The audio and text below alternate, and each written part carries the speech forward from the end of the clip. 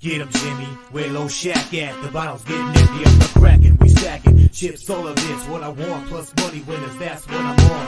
You can say I'm gone, I prefer elevated, pump sports radio. Time to get educated, who get produced, play the juice, letting loose with so much abuse that the bookies wanna call the truth. They get slaughtered, can't forget Jeff and low baggers in the chat. That's a lethal weapon, cause we be, pubbing.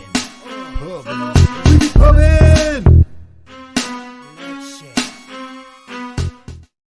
What up, cappers, gamblers, punters, hustlers, low baggers? Happy Thursday, June 6th to all of you.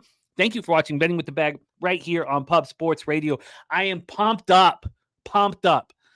We kept it clean yesterday. We went 3-0 yesterday, kept it clean. That's not what has me pumped up, is today's show. We start with the opening of CFL, Game 1 rematch of last year's Grey Cup finalists. Then we move on to NHL, about 56 hours before puck drop. We have Mr. Gogster joining us. Mr. Gogster went on a massive run in the Rangers-Panthers series and did excellent work. Can't wait to break down the Stanley Cup Finals with Mr. Gogster. Then we have MLB, Jose Bouquet and I, Daby Cab, and Daby Cab's going to come in with a vengeance. I know there's blood in the water for Daby Cab. A little angry, perturbed at the Corey Seager situation. He had a big bet on Seager too, and hamstring injury left after his single, and perturbed, maybe even what is the right word? I know you guys like nonplussed, but he's angrier than nonplussed and angrier than perturbed. So he's got an edge to him today. I know he's going to fire away. And then we have the triumphant return of LJ from HTown to break down the NBA Finals. So, and then, of course, we close with a horse race, $50 horse race for our gold members. So what we have is a giant live stream this evening as well. The NBA breakdown will set the table for our live stream tonight. Locked and loaded. I hope all of your accounts are as well, because we're going to be making moves on this. And I've not bet this yet. And I actually haven't bet the Stanley Cup Finals yet. You guys know I'm in a very good situation. Really nice situation. This is the same thing as the Avalanche Lightning Stanley Cup Finals. I've got both teams. But this time, making a little more money than I made on that one. 9-1 on the Oilers and 10-1 on the Panthers for $400 a pop each. So, but I'm firing away. I'm on the other side of Tom Leach in this series, and I know there's a lot of cappers who are on the Oilers, and it's going to be a great series. And just because I'm not saying to anyone that I just hear my breakdown. It's fun being on the opposite side of people, and I respect people who are on the Oilers, but I am not on the Oilers. Bo Jackson says Drake on the Oilers and Mavs. I can't wait to talk all of this. I'm really pumped up. I actually got a little bit of sleep last night. Funny what winning will do. I rested. I slept well. Great to see all of you guys. I'm pumped up. About the show. Okay, we got Morgan Spooner's action. We also got to work quick. I know some people think this is the beginning of the dead of summer, but we're jam-packed. Morgan Spooner's MLB action. Let me copy it and paste it here under MLB. We are adding NHL and all that, but we'll get to the afternoon baseball in lots of time to get our action. First game's at 1:07 p.m. Eastern, 2 hours and 2 minutes. Viper MB and Ron Crawford in the house. Let's copy and paste all of, and Gerald Jones. Okay, let's get all three of those here. And Andrew G says, ready for a jam-packed show. I am ready. I am so ready. I'm pumped up. I capped a ton, and I loved it. I enjoyed it very, very much. I've only moved on one bet in MLB. I spent a week trying to figure out exactly how I was going to bet this first game in CFL. I now know how I bet it, and I like it. And it was tricky. And we'll see how it all bangs out. Nothing more exciting than a new season, and nothing more dangerous than a gambler with hope. And that's what I have right now today. Justin McKelvey, Stacks play of the day, going back to Ryan Mountcastle, who is a feasts off a Blue Jay pitching, and Kikuchi's not look good in back-to-back starts. Joey Harb in the house, our only three-time champion in horses today. Our only three-time champion young Joey Harb. Swig Bets in the house. $100 UFC contest is live. We're also going to talk about the NHL playoff pool, but we'll do that in due time. $100 free contest for UFC is live. And if you need to break down any of those fights before you get your action in, we have the Locker Room Talk podcast. That's our big podcast here. And that is the main video on our YouTube channel, starring just my 2 cents. Big show picks, MMA, Locker Room, and Brizzy. My dude off a 5-0 day. NJ Striker, Serious Business, Rocco Rogers, Bo Jackson, Trap God, Von Polo says last night was awesome. Pittsburgh Pirates got me paid. They sure did. Kelly McInnes says they seem so much better when I hear the intro. Jimmy, great to see you, Kelly, my friend. Ryan Kozlowski. We got such a great group. Frank Ritako in the house has got back on track with the Aces. Got a loaded card today. I love that. Von Polo says, why can't you put more effort into WNBA? It's money to be made there as well. We can do Canadian football. We can't do women basketball. Come on now. Von Polo, you can do it. Do you want to do it? Here's your chance. Because I feel much better off of 5 hours sleep, but I didn't stop working on this card. So you can do it. How about you do it? I'm not going to pretend here that I'm an expert on a sport that, I don't cap. So you do it. Gary Tenebra in the house. Tom Leach, Oilers to win the series at +115. Viper MB on Kyrie over 2.5 threes is his NBA play. Joey Marinaccio, the Dapper Capper in the house. Copy this, all this copied and pasted. Gerald Jones says NBA Finals 12 weeks from NFL kickoff, no rush. Slatsy's on the under 48.5 tonight. My dude says we killing MLB. My dudes, let's fucking go. Well, yesterday was good, but I have a lot of work to do to get to the black. Guillermo Zertucci, Jarek White. Sick One says, does Mike still do the last call? We have done some summer cutbacks here just because it is the dead of summer. But Mikey will be back in business with us. Now, he does it on his own channel, Sports Money. When Mikey's going to be on our channel here, he's going to be hosting, of course, co-hosting the live stream with me tonight, and he'll be here on the show as well. You're going to see a lot of Mikey still. So he doesn't do it here, unfortunately, but it'll be back in action here at some point. Clint says, let's talk French Open. Got a 17-year-old the possibility to reach the final by starting 15 minutes here. So it's great to see all of you guys.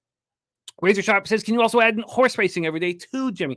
I love you, Razor. I can't wait for Saturday. Belmont Stakes. Can't wait to rock that show. I cannot wait to do that. So here we go. Bruce Cotney, Dan Kelly, D-Rock. Great to see all you guys. Jake Flanagan. Bruce Cotney says, Dodgers don't care about the series. Dodgers resting, waiting for the Yankees series coming up. Tom Leach on the under 215. I like that, Tom. And of course, I'm going to finish off the season of the Garcia project, Operation Garcia. But so it feels like I sort of already have the under, but we'll talk all about that. Gary Tenebra says that Pirate game was great. Stimmy OG big on the Celtics -6. Wine Time Sports. Tom Leach liking the Mavs +6.5, but liking Celtics first half. So let's get to work right now here and in business. This is our first CFL breakdown of the season. Tonight's action starts at 8:30 p.m. Eastern. We have the Montreal Alouettes 11-7, 6-3 on the road at the Winnipeg Blue Bombers, 14-4, 8-1 at home. Princess Auto Stadium, which was formerly IG Field. Winnipeg, Manitoba, 57 Fahrenheit, cloudy, 8 miles per hour. Too bad they didn't have a women's football league for you to cap, Von Polo. Too bad. Let's get into the line history here for this one and get this one started. Here we go. And this won't take long. I know not all of you cap CFL. I do love it, and it does sharpen me up for NFL. So we have a market move towards the Winnipeg Blue Bombers. They open up at -6.5 and -107 at Pinnacle.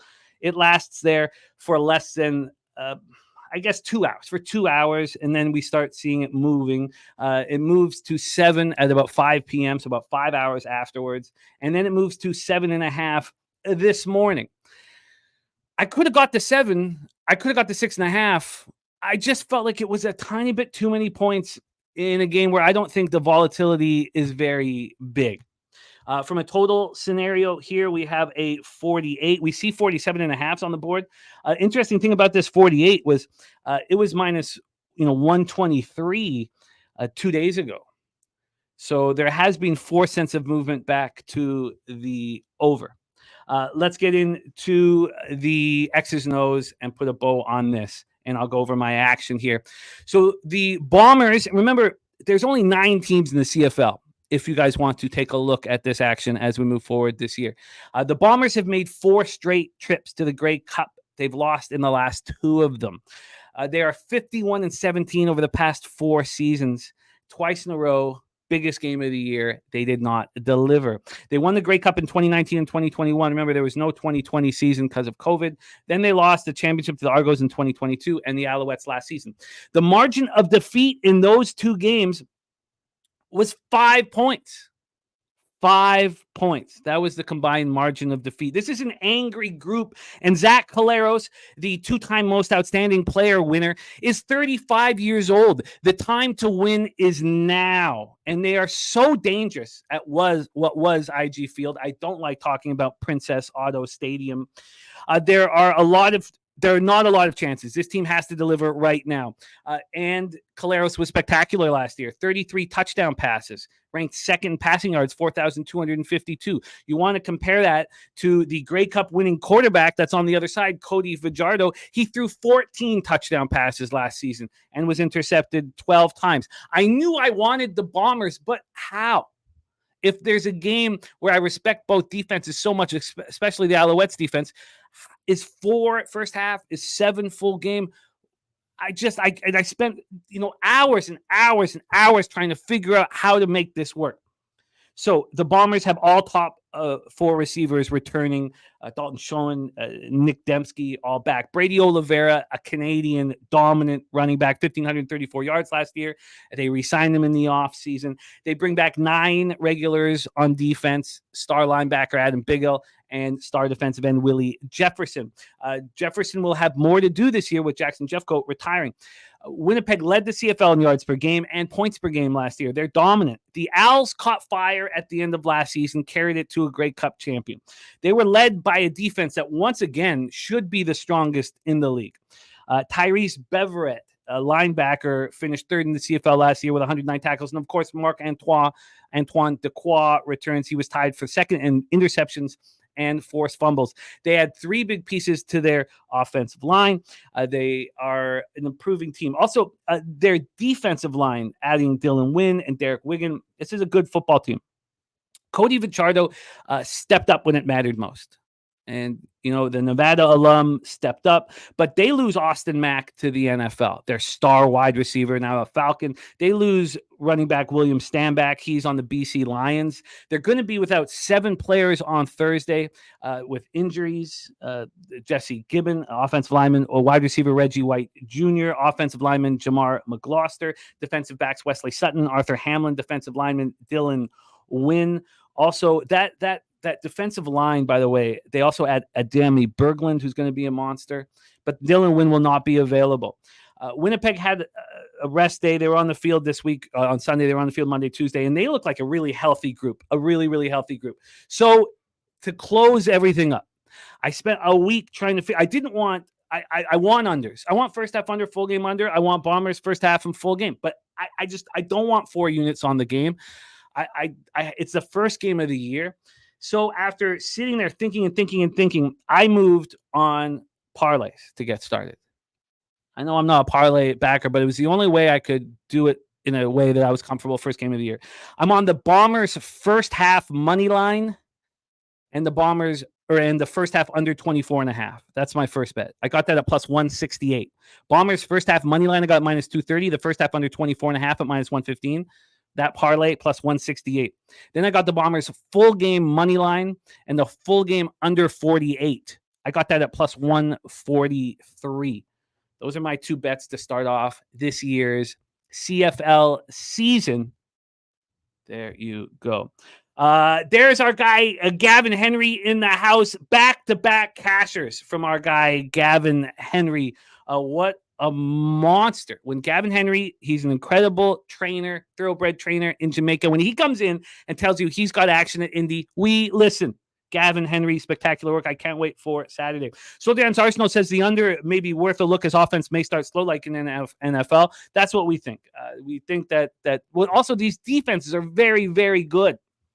And Slatsy saying Al's defense is legit. So there we go.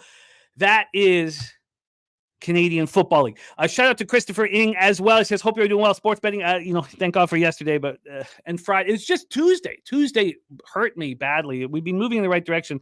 Says, are you pumped up for Belmont Stakes at Saratoga? Can't wait for Saturday. Good luck till then. I'm very, very, very excited, Christopher Ing. What a spectacular card. I started my capping last night. What a beautiful, beautiful card. Okay, that is CFL. I'm going to copy and paste a couple more spots here. We got Rockies first line and Rockies first 5 money line, Pirates first 5 money line. That was from yesterday, wasn't it? Gifted Cartel. I believe that was from yesterday. So I want oh no, but that's happening today. What am I talking about? Sorry, I'm tripping out. I know that we have a 10-game card. I was like, the Pirates back in business. Of course they are. So let me get that copied and pasted. All right, it is time to talk Stanley Cup Finals here on Betting with the Bag, and I can't wait to talk about the Stanley Cup Finals. Leonard Porch Jr., it is great to see you, my man. D-Rock says I'm getting on the under now because it'll be lower later, and I'm very excited about CFL. Johnny K says Pirates love sweeping the Dodgers. They sure do. We saw that last year. We're going to get into baseball shortly, but first, let's talk NHL Stanley Cup final. Our guy, Mr. Gogster and I are both on pretty serious runs in NHL, and I'm very happy that it's happening now. Very, very happy. We both needed it. I'm back in the black after a real tough start to the playoffs. So just to give you an idea of where Gogster and I are at right now, I did lose the over 5.5 in Game 6 of Florida Edmonton, and I pushed the Florida -1, but I have hit 11 of my last 13 bets. I'm 11-2, and Mr. Gogster. So I'm 11-2, and Mr. Gogster is 8-1 over his last 9 bets here. So we are rolling. We are cooking with gas. Let's bring on from Belleville, Ontario, our guy, Mr. Gogster, to the show. Gogster, how are you, my friend? What's going on, Jim? Cappers, how are we doing today? I cannot wait to break this game down. I cannot wait to break it down. Swiggy Bet says Gogster killed it with Rangers Panthers last game. Yes, 5 for 5 you went in that hockey game, Gogster. You had 8 in a row, but you were on the Stars in Game 6. Something I tried to get you off. You're not wearing your Stars hat today, though. No, they're gone. Till next year. We got Edmonton on today. Okay. Let's break down the Stanley Cup Finals. I have, of course, I'm set with my futures for a payday that I need desperately. But it's pretty much a push. 400 on the 9-1 on the Oilers and 400 on the 10-1 for the Panthers. So just a little bit more money from the Panther side. So I'm just going to bet this totally normal. Let's get to work here, Gogster. I'm going to set a table, and this table is a little longer than normal. So I have a pretty long breakdown, as you might imagine, Mr. Gogster. First off, let's talk about to win the series. Oilers, this is at 365. Oilers are plus 115. Panthers are minus 135. So we'll start there. When we go to the game line here, there's a market move towards the Edmonton Oilers. Let's get over to that right now. And that has been happening over the last 36 hours or so. These Edmonton Oilers are sitting right now at Pinnacle at minus 130. They got to minus 125 a couple days ago. I didn't realize that. There was a huge 13-cent move from minus 138, the Panthers, from minus 138 to minus 125. But still, from the opening line, this opened up at minus 141, and it's now at minus 130. The Oilers opened up at plus 125. It's now at plus 115. We get to totals here. We have a 5.5, very low for Oilers games, but they've stopped 28 straight on the penalty kill. Now we're going to go over all of that. But this opened up at 6, minus 119 to the under, and it moved to 5.5, which is where it is right now. This 5.5 at minus 104 to the under is as expensive as it's been to the under. It reached minus 104 one other time. So that is our situation here. Let's get here to Marcus McCarthy. Let's get here to action and see what their plan is here, what they think is going to happen cash-wise, because there's probably already quite a bit of cash on game one. There's not. 6,543 tickets in. It looks like the Oilers are the sharp action, 18% of the tickets, 27% of cash, line moving in their direction. From a total standpoint, just 16% of the tickets are on the under, and 60% of the cash is on that under. Johnny K on first period draw. Here we go. Go, Johnny. Here we go. So, Stuart Skinner. And I'll go over the goaltending a little bit more. I'm just going to do their stats right now. 905 save percentage in the regular season. I talked about how that was the same as Ottinger's, and everybody was so convinced that Ottinger was so much better. I told you guys on this show that I would have risked my job putting Stuart Skinner in Game 6 at home in Edmonton because he's loved in the room, and you have to know what you have. You have to know what you have. Decide whether he's going to be your goaltender next year or he's not going to be on your team. You have to know what you have. And that worked out. Skinner was excellent. Bobrovsky, I do think there's an advantage against Skinner. Bobrovsky, at this point in the Stanley Cup Finals, with the way he's played, I would take him over Ottinger. I do think that Bobrovsky has an advantage over Skinner. 36-17-4, 915 save percentage in the regular season with 6 shutouts. In the playoffs, 908 save percentage, 1 shutout. Oilers special teams have been simply spectacular. 37.3% power play, 93.9% penalty killing, spectacular. The Panthers power play 23.3 and 88.2 penalty killing. So here we go.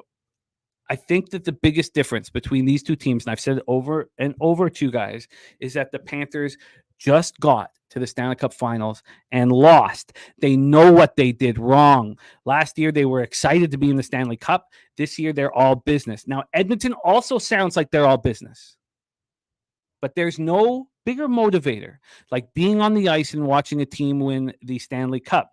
The Panthers are the 6th team in the NHL expansion era, that starts 67-68, to return to the Stanley Cup Final after losing in the championship round the previous season.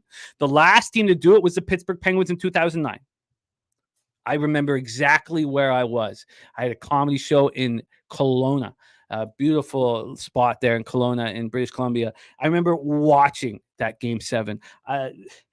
Everybody thought the Red Wings were going to take care of business, but the Penguins had something else in mind. They won the rematch in 6 games. I thought it was 7 games, but 6 games. So Pittsburgh did it. Edmonton in 1984. There's the third last team in the expansion era. What did they do? They watched the Islanders in 1983. Gretzky talks about it all the time. He went back past their dressing room. Were they celebrating and partying? No, they were beaten up. They were so beaten up. They were walking around they were all taped up like crazy. It was a wounded war room. It wasn't crazy party. And they delivered. The Boston Bruins, they delivered in 84. Boston Bruins in 78 after losing to the Canadiens in 77. The Blues were in the Cup final 3 straight times in 68-70. But remember, the original 6 didn't want to lose their rivalry, so they put all the expansion teams in one division. That doesn't count. The Blues don't really count. So the biggest difference between the Panthers Cup run this year and last year was last year they were so beaten up. They were absolutely destroyed. Montour and Ekblad didn't come back healthy until 2 months into the regular season this year. Kachuk had the sports hernia. These guys they're as healthy as they can be right now. Absolutely as healthy as they can be. So you have to lose to know how to win. We have a rookie head coach in Chris Knobloch going up against Paul Maurice, who's 2nd in the NHL in the history of NHL in games coached, right behind Scotty Bowman. He's back in the Stanley Cup Final for a 3rd time. Of course, he took the Hurricanes to the Cup Final in 2002 when they lost in 5 to the Red Wings, got back last year and lost in 5 again. Among the coaches who've never won the Cup, Maurice is 5th all-time in playoff games coached with 130. There are 9 coaches in NHL history who have lost in the Stanley Cup Final at least 3 times. Sid Abel, Frank Patrick, and Billy Ray. And they do not, obviously Maurice doesn't want to be part of that. So I'm going to keep rolling here. Knobloch trying to become the 8th coach in NHL history to lead his team to the Stanley Cup championship after taking over the team in season. Look, we've seen it before. Knobloch and the Oilers were the best team in the NHL in the second half of the year. They were the best team in the NHL since Knobloch took over. 46-18-5, 703 winning percentage. Now they're 12-6 in the playoffs. The last coach to lead his team to the Stanley Cup after taking over the team in season, we just saw it, Craig Berube with the St. Louis Blues. And just before that, we saw it with Dan Bylsma. After Bylsma, we saw it with Daryl Sutter. Look, this can be done. This can be done. Mike Sullivan actually was the last one. What am I talking about? Bylsma was in 08-09. Sutter was in 2011-2012. And Sullivan did it. He started that year with Wilkes-Barre Scranton of AHL in 2015-16 before he started coaching the Penguins in 2015. So that's all possible. So now the Connor McDavid, Leon Draisaitl 1-2 punch is incredible. Incredible. McDavid's in his 9th season in the NHL. He's learned what it takes to be a champion. He's learned it. He's watched. He's lost. If the Oilers to win the Stanley Cup, he would become the first player in NHL history with 700-point seasons before winning the Stanley Cup for the first time. He had 100 assists this season. He could become only the second player after Wayne Gretzky to win the Cup after reaching the century mark, 100 assists in the regular season. He can also become the first player in NHL history to win the Cup for the first time after winning the Hart Ross Trophy as the league's regular season leading scorer 5 times. McDavid leads the league in postseason scoring, 31 points. He stepped up huge in that Game 6 clinching victory, goal and assist. That goal is a thing of beauty. But the Panthers team has too much depth. They have too many elite players on both offense and defense. Gustav Forsling and Eric Ekblad have, I think, been the best defensive pair in the playoffs. And just for one final time, Jim Benning, that complete ass clown, traded Gustav Forsling for nothing. Gave him away for nothing. One more kick in the teeth for Vancouver fans from Jim Benning. If I could only find a ski mask and see him walking in the park one day, that would be a dream come true. Florida's top defensemen here, Forsling and Ekblad, played here. This is who they had to shut down. Kucherov in the first round, Pasternak in the second round, Zibanejad and Chris Kreider in the conference final. You know how many goals they scored at even strength, that group? 0.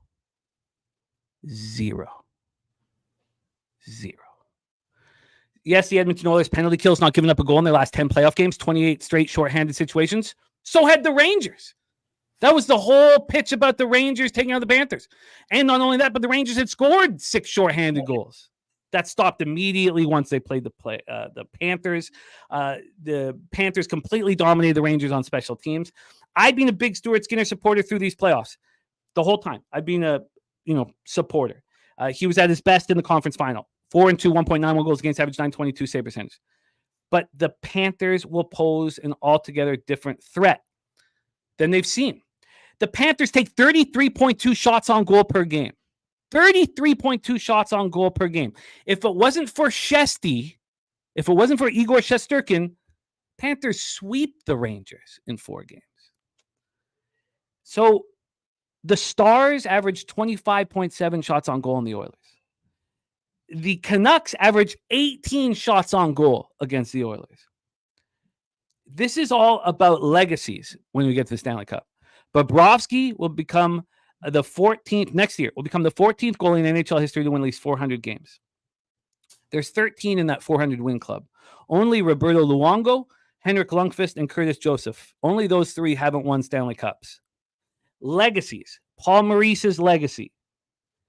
Bobrovsky's legacy. And Alexander Barkov. If the Panthers win, he's the first Finnish-born player to captain his team to a Stanley Cup championship. When Don Cherry was railing on the Euros year after year, it wasn't the Finns. He'd always say, oh, well, not the Finns. Because the Finns play with an edge to them. And now they get their first Stanley Cup champion captain. To show how much depth the Florida Panthers have, I just did, because you're going to hear Gogsters next. I just did a full breakdown on the Florida Panthers to win their first Stanley Cup. And I didn't mention their best player, Matthew Tkachuk.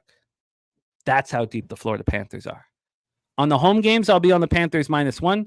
On the road games, I'll be on the Panthers money line. And I will be betting Bobrovsky to win the Conn Smythe for a small bet at a big number. Small bet at a big number.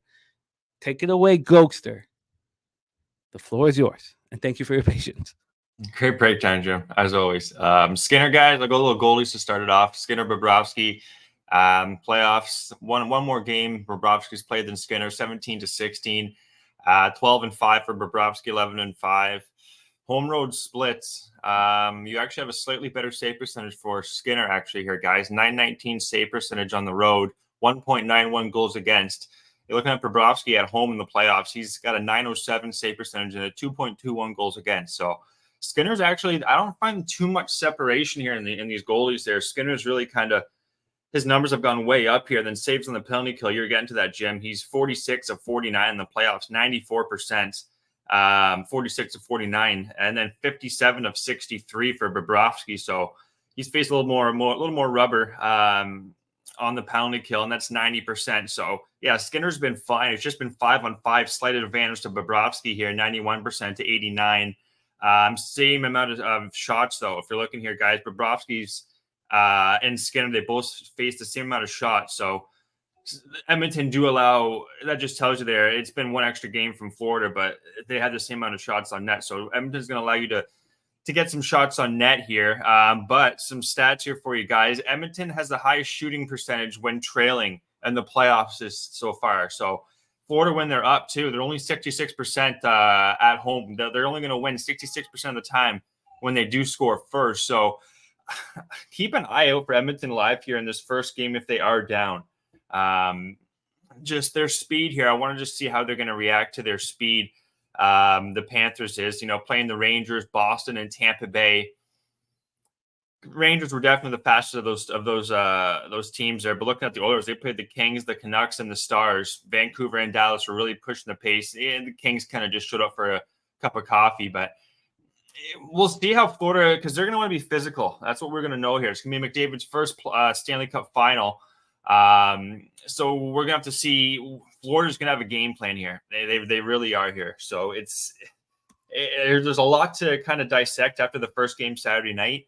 Edmonton problem, just not very physical teams they've played though. With that being said, they've been fast, kind of matched up similar to Edmonton, but LA Kings, Dallas, Vancouver, not so physical. So the Panthers they're gonna slow this game down. They're gonna want to make it at a snail's pace, I think, here, guys. So I do think Florida's probably going to win the Stanley Cup this year. With that being said, we're going to see how the first game. It's all matchup. It's all how you're gonna what the coach is going to do here. So Knobloch, first time in the finals, going up against, like you said, Mauricio. This guy's a legend. Second most playoff games. I think you said there, Jim. This guy left Winnipeg. If you guys don't forget it, or if you guys forgot, this guy left Winnipeg about 2-3 years ago. And now he's taken over this team. I kind of wasn't a big fan of this guy, but he's led this team. So it's going to come down to adjustments for these coaches. So as the series goes on, we're going to have to see how Edmonton make the adjustments here, because the physicality is going to be tough for Edmonton to move around. Back-to-back Stanley Cups, like you said, Jim. And they're not on one leg this time here. And they're led by Barkov, Verhaeghe, Reinhart and company. And they're yet to face elimination yet, Florida, this playoff. So a lot of advantages do go in Florida's bag here, but Edmonton, their style, I don't think Florida's seen a style like this really. The Rangers were quick, but having McDavid and Draisaitl there, it's just a whole nother beast. 2-0 in the series this year, regular season. Florida won two of the 2 games they did play. But another stat here for you guys: percentage of goals against 5-on-5. Edmonton, a lot of goals against have been 5-on-5 for them. 80% of their goals have been 5-on-5. That's compared to 61% for Florida. So Florida's not going to, that just tells me they're not going to give you a lot of ice. They're not going to allow you to score as much 5-on-5, where, as I said, Edmonton, 80%, that's quite a bit of their goals. Penalty kill does give an advantage to Edmonton. Teams only scoring 7% of their goals on the power play.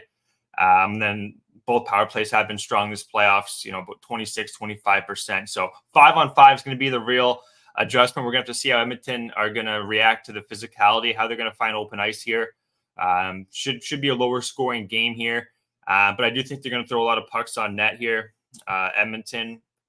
They have to. That's their style of game here. They're not going to match their physicality. Bennett and Kane should be interesting this series, Jim. Seeing how those two really go at it. But yeah, let's get some picks here for you guys. Enough of the stats. Barkov. I'm going with Barkov, Conn Smythe winner. I think him being the captain here, I think he's going to be involved all over the ice.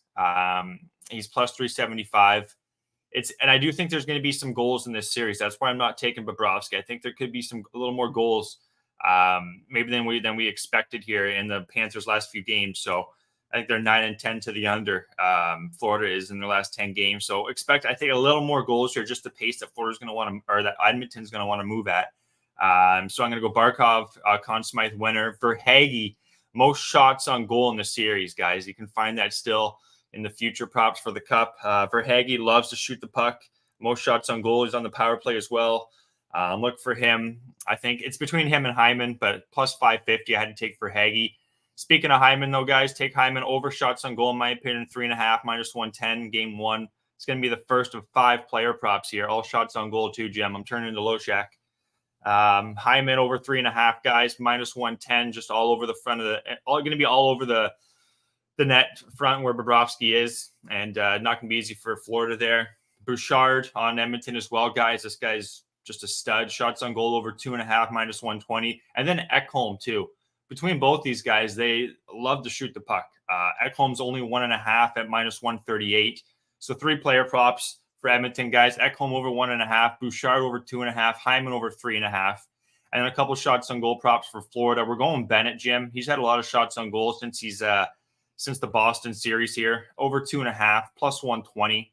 And then the guy who I have having the most shots on goal all series, we're taking Verhaeghe. He's only had 1 shot on goal in his last 2 games. That's not like him. I don't see any injury out there from Carter Verhaeghe. So take him over 3.5, game 1 as well, guys. Plus 132.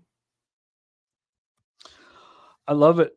I love your action, and your shot on goal props have been very, very good. Very, very good on this run that you've been on. 8 of his last 9 Gogsters cashed. Ekholm over 1.5 shots on goal, minus 138. Bouchard over 2.5 shots on goal, minus 120. Hyman over 3.5 shots on goal, minus 110. Bennett over 2.5 shots on goal, plus 120. Verhaeghe over 3.5 shots on goal, plus 132. Barkov, Conn Smythe winner, plus 375. And Verhaeghe most shots on goal at plus 550. Yes, I love it. And this is fun. It's fun being on the other side of Cappers in the chat. Mikey Money, aka Sports Money, really confident in the Oilers. And there's others here that are as well. Chase J. That makes it fun. It just makes it fun. There's big gamblers in our industry that are on the Oilers, have Oilers futures. It makes it fun. And I wish everybody good luck in the Stanley Cup Finals. And I can't wait for game 1 on Saturday evening. Gogster hammering the board. I've not bet my action yet. The line's moving towards the Oilers. I don't see a real need to get in quick. I'm just going to keep waiting. I imagine I'll have to take the Panthers minus 1s at home and take a money line on the road. But if it gets under minus 130, could just take a money line. Gogster, excellent work. Please, my friend, let everybody know where the Cappers can find you. And I can't wait to cap the rest of the Stanley Cup Finals with you, my friend. Yeah, guys, Gogster99 on Twitter. Pretty much only on Twitter right now. Golf and hockey is what I'm rolling with. I just want to answer a couple questions here in the chat. Florida too tough and big for Edmonton to handle the first game. I think if anything, Edmonton, the first game might be able to – Florida's going to figure out what Edmonton do really well. Okay, this is what they're going to do. This is kind of what they're – okay, and then they're going to make the adjustments as the series goes on. The first game here, Edmonton could be a little more live, I think, than they might be in the rest of the series. So – take that for what it is there. Stop the hate Panthers winning the title. Yeah, more likely than not they are. We want to make a little case here for the Oilers. It's just the physicality, I think, if they can really match that physicality. But yeah, everyone in the chat here, Kelly, Lucas, everyone, Rocco, Andrew, good to see you guys. As always, Nutflush Allen, Kelly, yeah, everyone. It's a treat as always. Jim, it's always fun talking hockey with you, buddy. We got the horses on Saturday, right? Ooh, do we ever, Gogster? And it's not at Belmont, I heard. It's at Aqueduct. Nope. Or it's at Saratoga. It's at the spa. Saratoga. Yeah. And it's not a mile and a half. It's a mile and a quarter. But the card is spectacular. The whole card at Toga. So we'll be starting off 10:30 a.m., going for 12 hours. I can't wait. Can't wait. Yeah, it should be fun, guys. So that's where you'll see me next. We'll be on Saturday with Jim and the gang talking some, not hockey, some horses, all that good stuff. So, yeah, guys, be good. We'll see you on Saturday. Cash those tickets, and we'll have the hockey game, too, to look forward to. So should be fun. It will be. There he is, Mr. Gogster. Follow him on X at Gogster99. All right, it is time to switch over to the diamond. I followed what I said I would do. I said that if I swept the board in the early games, I was going to shut down. I needed to chalk up the win. I needed the cash. I went 3-0 yesterday. Sat back and capped, which was extremely enjoyable. And our guy Jose coming off a winning day as well. So we've got to start stringing these together. Our whole summer, our whole lives are dependent on it. We need to win again today. Wine Time says, let's get this MLB money. There's Jay Peasy in the house. Jay Peasy trying to get talked off of that first period. I don't like betting totals in first periods or first games of series. I don't like it. I don't enjoy it. I want to see it. I want to watch it. But the Panthers play in under style, and the Oilers have stopped 28 straight penalty kills. The only way this goes over is if the Oilers get power plays, a lot of them, and that's possible. Rodney Barton says, my Orioles calling up Cade Povich from Norfolk today. Norfolk Tides, a lefty who throws smoke. Great guy. Met him in person at the beginning of the season. Dope, Rodney. Yes, I look forward to talking about Povich. I look forward to talking about all of these guys. Please welcome to the show, wearing his Celtics green. He will be part of our live stream tonight, cheering on his Boston Celtics. Coming to us from San Antonio, Texas, home of the Southtown 101, the best bar in Texas, and home of Pub Sports Radio. Please welcome Jose Bouquet to the show. Jose, how are you? Jimmy, I'm excited. Oh, hold on. There we go. I'm excited. It's going to be an interesting evening today. I'm already a little nervy about it, a little stressed, but it's going to be fun, and a lot of energy is going to be released. And Helga negotiated for a new apartment, so we're moving apartments as well. So can't wait for that. You got to break your lease because of the raccoons? No, we're just moving to a different unit. So same, but different unit, I guess. But yeah, Helga's no joke, man. Helga will fuck a bitch up. Yeah. No, yeah, you have to be able like that if you want to deal with me. So respect to Helga. I'm glad that you guys are moving to a different apartment. I can only pray that the raccoons will find you. I can only pray.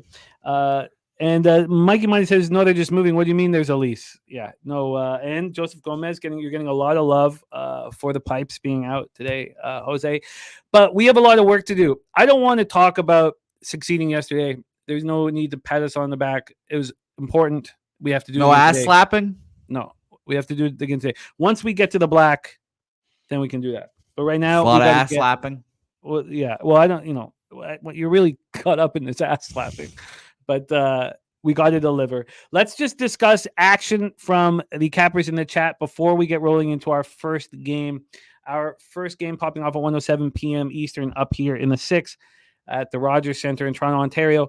We have from Morgan Spooner. He's on the Mariners -1, Kansas City Royals money line. His Pissy Cheerios play today is the O's team total over 4.5 at plus money. Viper MB's on the Guardians -1, the Padres money line, the Cubbies money line. And Ron Crawford's spreadsheet dog play today's Kansas City Royals. Gerald Jones is on Seattle Oakland first 5 under 4. That's the only bet I've made. That's the only bet I've made so far. And even then, I was so late to the party, I almost didn't make it. But I did. Justin McKelvey, Mountcastle, over 1.5 bases, even money's the stacks play of the day. And Gifted Cartel on Rockies first 5 and Pirates first 5. My dude says they hit Kikuchi very well, and Kikuchi has been scuffling.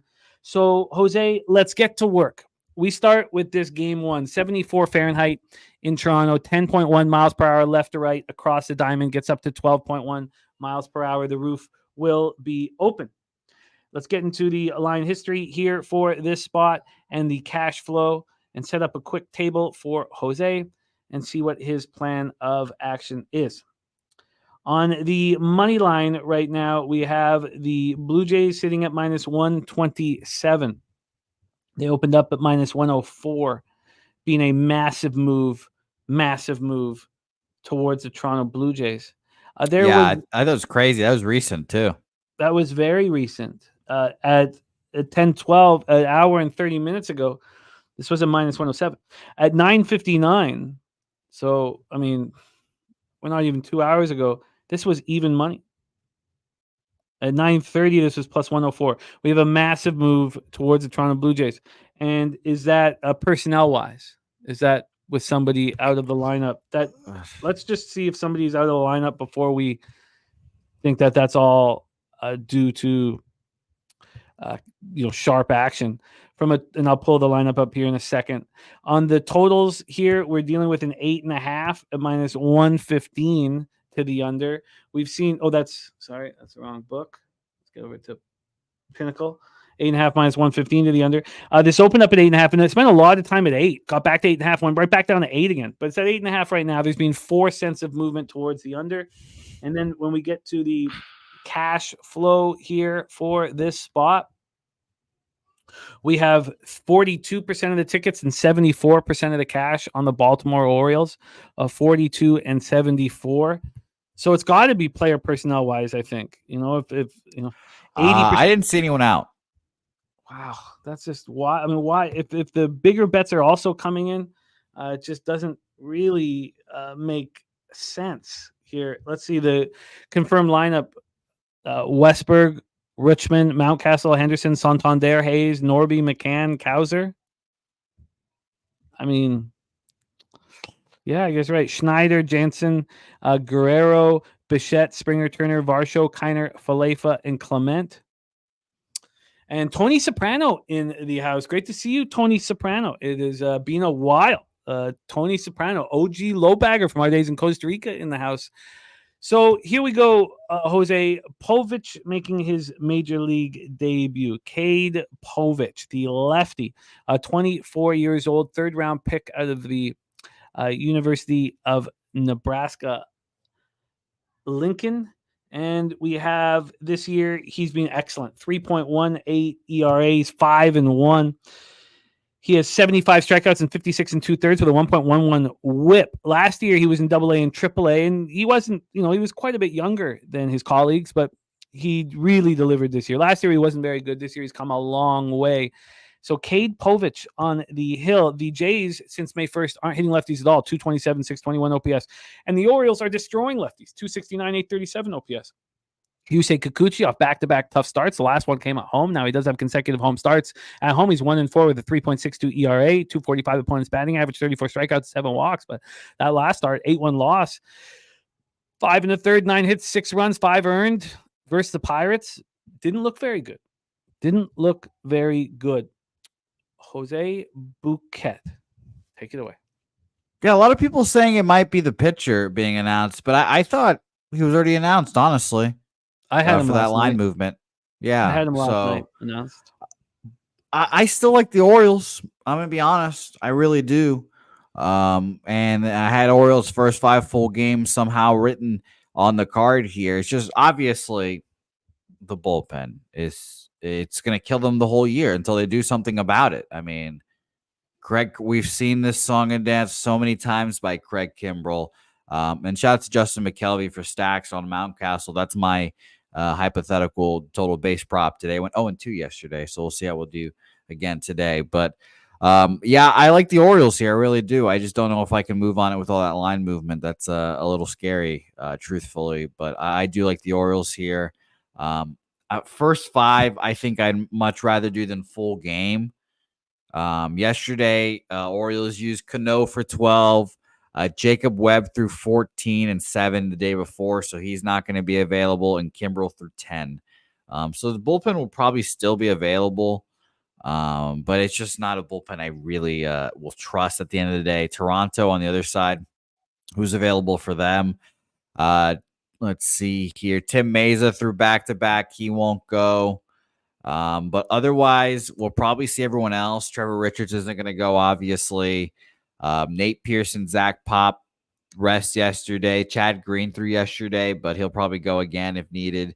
Genesis Cabrera and Yimi both available as well. So, I lean Orioles still, but the line movement is concerning, and I don't know if I'll get there with it. Yeah, I'm not going to move on this game. I would like to start slowing down my quantity of action, Jose. Chris says the line movement kept you guys off this Yankee series. They smashed. That's true. Baltimore, very similar. In last game against Baltimore again, that market moved heavily towards the Orioles. So ninth inning walk-off victory for the Jays. So you're right, Chris. The line movement and supporting line movement can be very tricky. Now I swept the board with it yesterday, but that's just one day.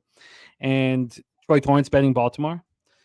And you're right, Chris. This line movement would take me off of Baltimore. And this is,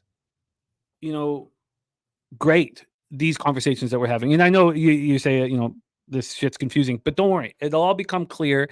And you're going to see cappers who don't care about line movement and cappers that do.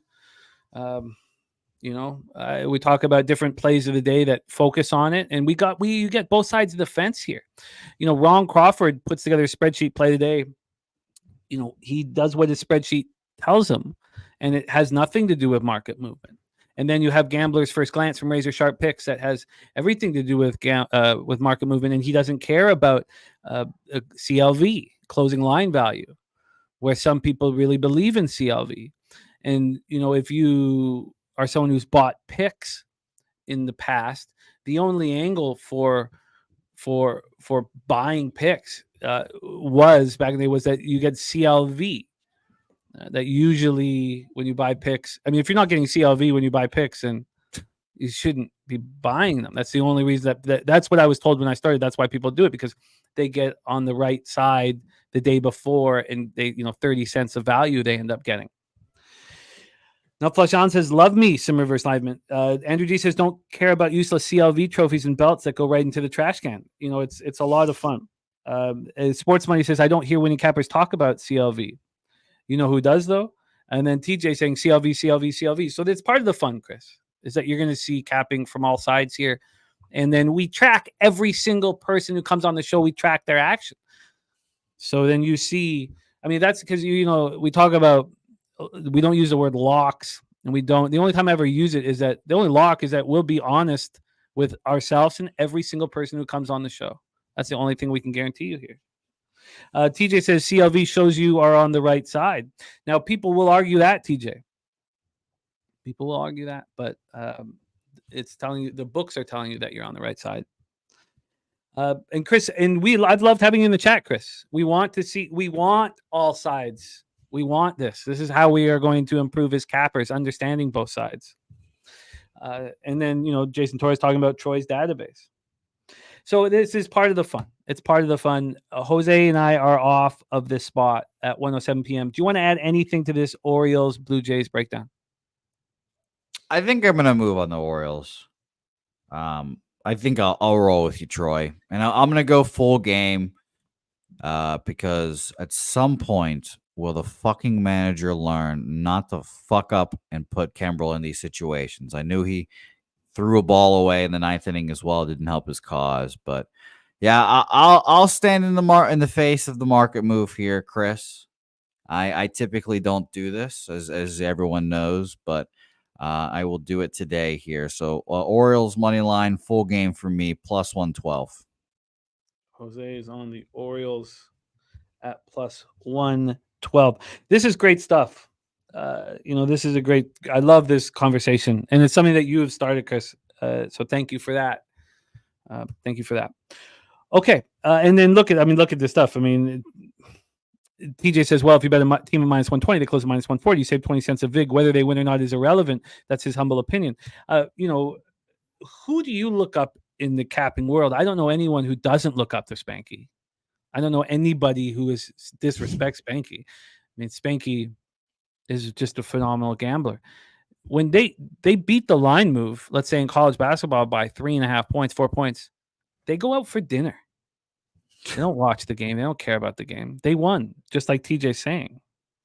They won. So there's lots of different ways of looking at it. So enough of Shallon says, just my opinion, but as we have sports betting so extremely public on every stage now, CLV is slowly falling off the map. I'll tell you what happened for me in NHL was any spot that had CLV where I would crush CLV. This was 2 years ago. I would crush CLV, crush it. I mean, I'm talking 50 cents I would beat on the total. I would lose. I had a negative ROI. And I started thinking about it, and I wanted to write it out. And I still kind of do. But part of the CLV argument is if you do this full time, you find the public play before the public. And so you get CLV. You see what everybody else is going to see. Your numbers or your model is spitting out what other models will spit out. You got there first. All you're seeing, and that's what I started thinking about what I was doing in NHL. I was like, oh, I'm just seeing the public obvious play before the public because I do this 24/7. So there's lots of ways to break this down. And it's not about whether there's a right answer or a wrong answer. It's what works for you. What is the right answer for you? And for me and for Peter Loshak, and Noli Knows talked about this too, when the line moved against us, we had a higher ROI. That threw me for an absolute loop. Like I had a bad season 2 years ago, and hockey was, my ticket into the industry. And I was like, why am I losing so badly when I beat the line move by 50 cents? And I tried the thing, and I was like, well, I guess I'm just figuring out the public spot before the public. So we've got lots to talk about. Wine Time says, as long as I beat the closing line, I'm happy, honestly, because I know if I use bankroll management and identify value, I'm going to win in the long run. And that's also what TJ's saying. So I agree with that. And Troy Toyn says public makes up probably 30 to 50% of the total handle. There's our guy, Millsy, MMA Locker Room in the house. We've talked about it already, but I do want to hammer it again. We got UFC Cincinnati this week. Those boys crushed it last week. The Locker Room podcast. Check it out on our YouTube page. Okay. Ricky Bobby says, as soon as they legalize sports betting in Houston, we need my girl moving there, leaving Philly. I respect that, Ricky Bobby. Yeah, Texas will. Leonard has a question for you. What's that? How long has market data been readily available with tickets and cash splits? That's a question we have to ask Pete.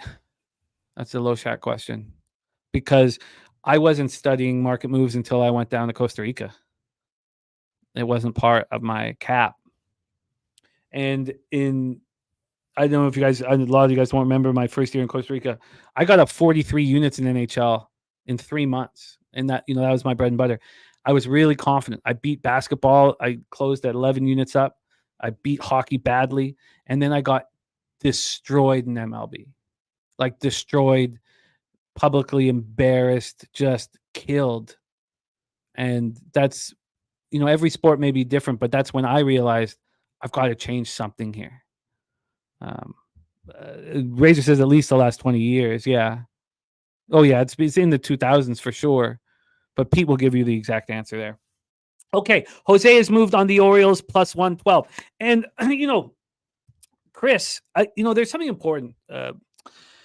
We had Josh Lauer, act like a little bitch in the chat, so he got treated like a little bitch, and that's life.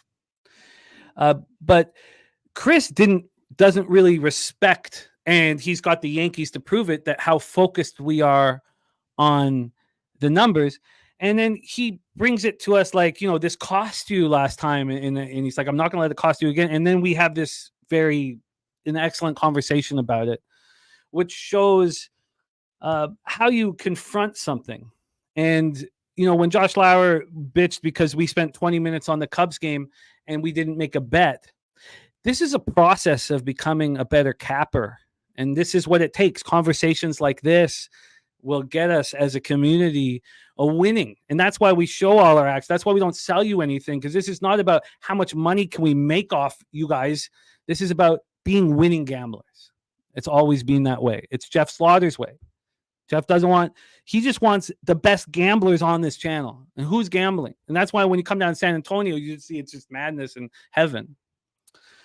And so, there's different ways of saying, I don't like what you're doing. I don't respect what you're doing. You can do it the way Chris did it and create this great conversation, or you could do it the way Josh Lauer did it. And hopefully we never see him again.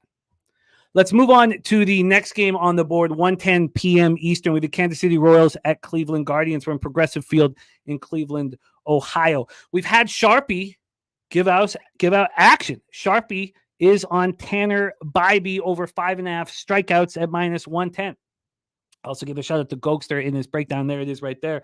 So Tanner Bybee being locked in from our guy Sharpie in the house. Again, now this isn't, because Sharpie's not on, this isn't part of his record. He's 6-1 on the show, though. When he comes on video, he can put up plays anytime he wants here, and we won't, it's when he's on camera.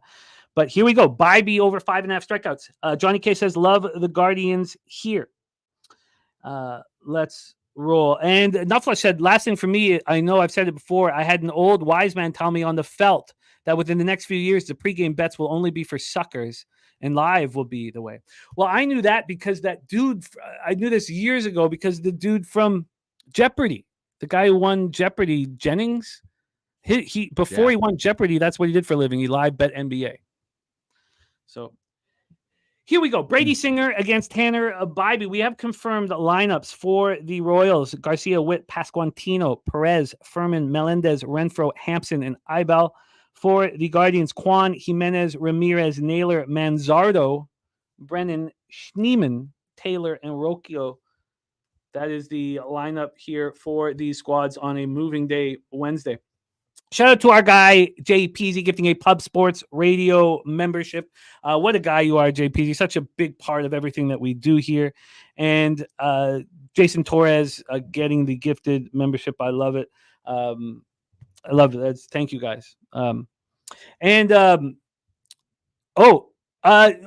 I didn't mean that in any negativity. I just mean that just because we're talking about all the tracking.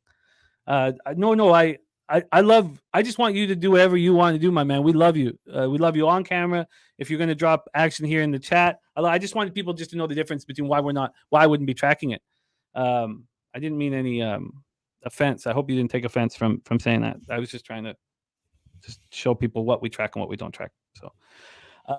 So here we go. Brady Singer, 4-2, 2.63 ERA, 1.12 WHIP, 61 2/3, 64 Ks, 19 walks, 6 homers. Last start. Oh, okay, cool, Sharpie, cool. I did. Yeah, no, it's tricky when we're writing stuff. I just want you to know that I didn't mean. I just anything that you want to do, we want you in your comfort zone, my man. Mark Tequila, thank you for the very, very kind words, man. Because this is what we do. We're a team, and we're getting better as a team. We have Brady Singer going up against Tanner Bybee. Tanner Bybee, 6 1/3 last start, 7-1 win at home over the Nationals. 6 1/3, 3 hits, 1 run, 7 Ks, 1 walk. At home, he has struggled. And you can say the sample size is too small, and that would be legitimate. 5.29 ERA in only 32 1/3 innings, 34 Ks, 8 walks. Opponents hitting 250 off of him. And then Brady Singer has been much better at home. On the road, he has 20 strikeouts and 9 walks in 20 innings. If you look at what he's done at home, we talked about this on yesterday's show. At home, he has 44 strikeouts and 10 walks, 20 strikeouts and 9 walks here. Razor Sharp picks is on the under 215.5. Wow, I love hearing that. That's great fodder for our live stream tonight. Thank you, Razor, for sharing that. And LJ from HTown going to be joining us so we can talk about that one. Okay, so back to this spot here. Bybee, Singer, Royals first righty since May 1st, 254, 722 OPS. Guardians first righties, 226, 683 OPS. What is the biggest difference in this baseball game? It's the bullpens. You have the best bullpen in Major League Baseball in the Guardians, who've been unbelievable since May 1st. 2.26 ERA, 0.87 WHIP against the worst bullpen in Major League Baseball in the Royals. 5.40 ERA, 1.56 WHIP. Let's get into the line history and the weather. Weather-wise in Cleveland, 72 Fahrenheit, 8.1 miles per hour, slightly out. And then it becomes in. It becomes in within an hour, and it starts blowing pretty hard. 11.2, 13.4 left to right, and in. We go into the line history here. We'll start with this total. This total sitting at 7.5, minus 115, now minus 116 to the over. Now, this opened up at 8. The first time it went down to 7.5, it came back to 8. Came back to 8 at 9 this morning. but now it's at 7.5. It is juiced to the over. Not as big of a move as one would, make it out to be. And then on the money line here, we have the Guardians at -169. They open up at -143. This is just a massive move towards the Cleveland Guardians. Let's see if the cash flow follows suit here.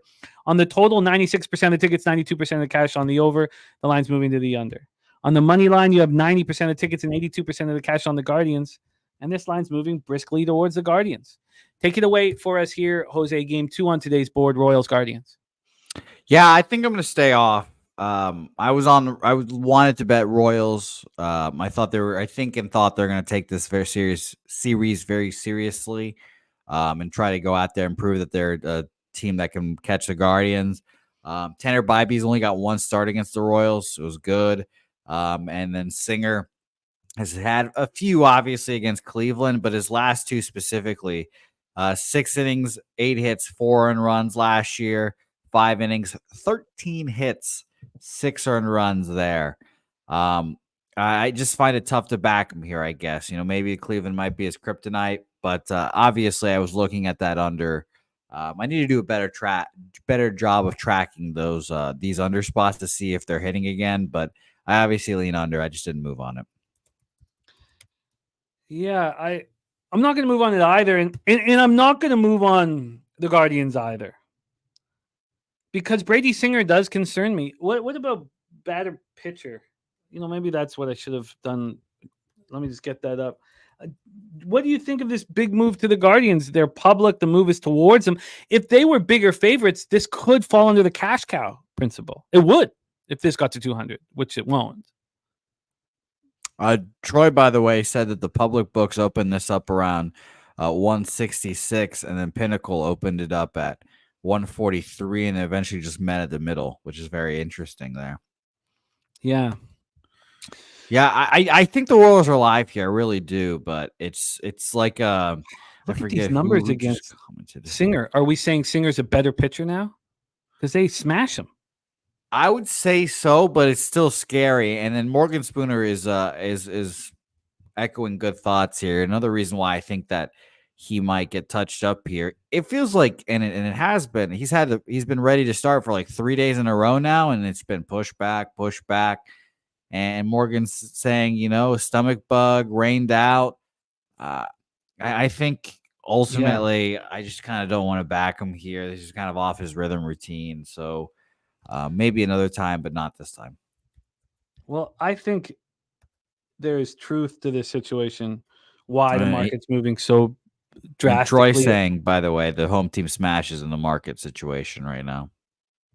No, I'm with you guys. It's definitely Singer. The lineups are confirmed, so we don't need to worry about that. No, I'm with you guys. Sharpie talked about the, when a pitcher's out of his rhythm and giving excuses to pitchers. It's like giving excuses to horses. It's the best thing you can do, I think, because then you can say, oh, those numbers aren't real. They don't make sense. They're fooling the people reading them, which is so crucial in sports gambling. And here, I agree with this line move. I have an enormous advantage with the bullpen. We have a Singer getting started, like stop and start for days. We have Sharpie believing in Bybee. I'm going to be on the Guardians on the -1 line, full game -1. And also, I'm going to look to move on them live. Too, if they get down. So that's going to be my second spot on the board, but that'll be my first addition here. Let's roll on. So I will be on the Guardians -1, Sharpie on Bybee over 5.5 strikeouts. And let's roll on to my only bet that I've made on the board. And I was late to the party, Jose, and I almost didn't bet it. Mariners, Oakland A's. Mariners 35-28. 14-17 on the road at the A's, 25-38, 14-17 at home. Morgan Spooner saying it's a double negative. 2 starts messes you up. 1 start, you're out of your rhythm. 2 starts messed up. Singer's one of the most disrespected pitchers in baseball. Look, I've loved Singer, and he was part of my rotation when it was costing me a lot of money. We have Brian Wu, who is just delivering. Jarek White on the A's money line, Nate Dogg 420 on Oakland run line. And there he is, our guy Turnsey in the house. What up, Turnsey? Says, I give my buddy Billy Bones a shout out watching for the first time. Shout out to Billy Bones in the house. Any friend of Turnsey is a friend of ours. Shout out to Windsor, Ontario, the great pizza in Windsor, Ontario. A lot of people don't know that. And of course, anytime you're on the Detroit River, good place. How do you think he got his nickname? Bones.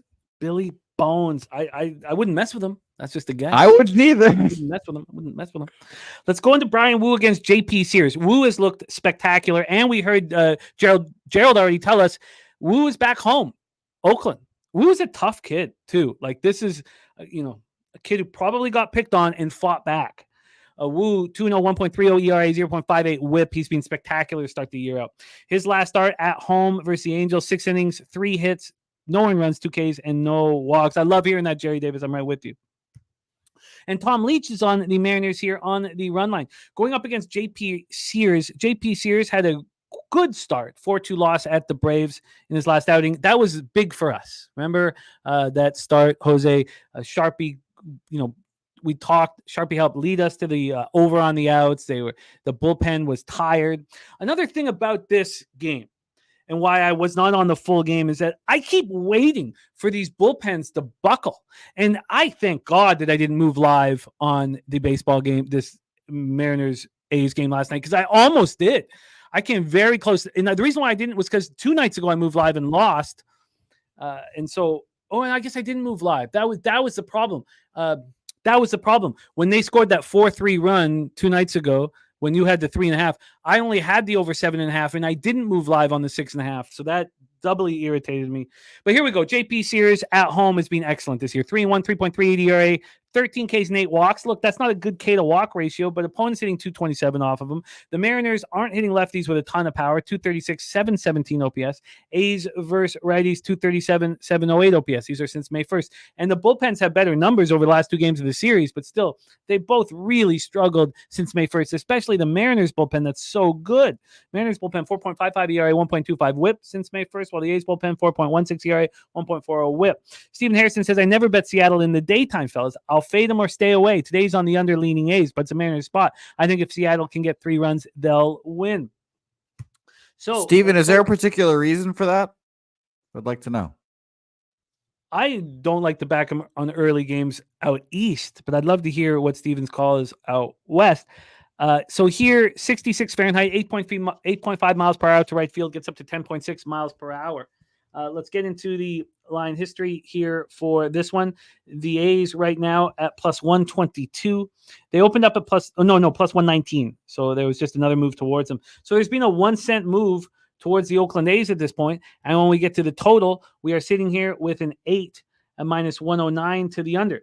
So this went from 8, 7.5, 7.5, 7.5, 8. Now it's sticking at 8, and it's not even, juice to the under. This makes me very nervous. 84% of the tickets and 94% of the cash on the Seattle Mariners makes me very interested in backing Oakland. Again, I would only back them first 3 or first 5. And then 86% of tickets, 85% of cash on the over, and the market back at an 8. Very, very uncomfortable. Morgan Spooner says that Miller won't be able to pitch tonight for the Athletics. Stephen Harrison says that he doesn't have his numbers in front of him, but in the daytime last year, they've been horrible for an odd reason. And Rocco Rogers confirming that, says Seattle can't hit in a day. So here we go, Jose. Just before you go, I just want to do this quickly. The first 5, this makes me very nervous to look at this. I was pretty sure we'd be sitting here with a 3.5, and we are not. And there's been a big move to the over. Good God. There was a big move. It's like right around when I bet it. Good God. How did I screw this up so badly? Okay, take it away, Jose. The floor is, I got minus 112 on the 4. That's the most expensive it ever got. This has been going to the over since then. Take it away, Jose. The floor is yours. Yeah, honestly, I like the under in this game. I wanted the under, but I think I'm just going to end up staying off. I think the A's might be sneaky live. This is a kind of a cheap price for the the Mariners here. Brian Wu. Has Brian had a bad start yet? No. Yeah, I mean, it might be that time. I've already said that. But I've already done exactly what you're doing. So yeah, and it I didn't mean, work. yeah, I'm not gonna put my money where my mouth is, but I'll say it might be that time. 5 starts. He's been great in all of them. His worst start was 3 earned runs in 6 innings. You'll take that every time. He did see these Oakland A's already. 4 1/3, 1 hit, no earned runs. First start of his season. I'll be very interested to see who comes out for this A's team and gets to him here, because I do think there could be some runs, but I'll stay off. I think Sears is a respectable pitcher, and I think Brian Wu is very good as well. So I'll be interested to see. And Nasty Nate, this is a Marcus Smart jersey that I'm wearing currently. So shout out to Marcus Smart. Go Pokes. This is telling me that the A's are alive. Yeah, I think that the A's are alive. I just think this is a low enough price to get people to bet the Mariners. I think JP Sears is good, but I'm not going to push it. Yeah. Mariners against lefties, by the way, from the 19th to today. Where are you, Seattle? Seattle 25th, 83 weighted runs created plus. Full month last month to today. So about a month and a week of sample size here. They are 11th, 109 weighted runs created plus. So only recently have they started struggling against lefties. Wow. For you guys that want an even smaller sample size out there as well, Seattle against lefties from the 26th today. So, a couple days there. They 101 plate appearances, 109 weighted runs created plus. So, wow. And, it's more expensive to get the A's first 5. Huh. Okay. I'm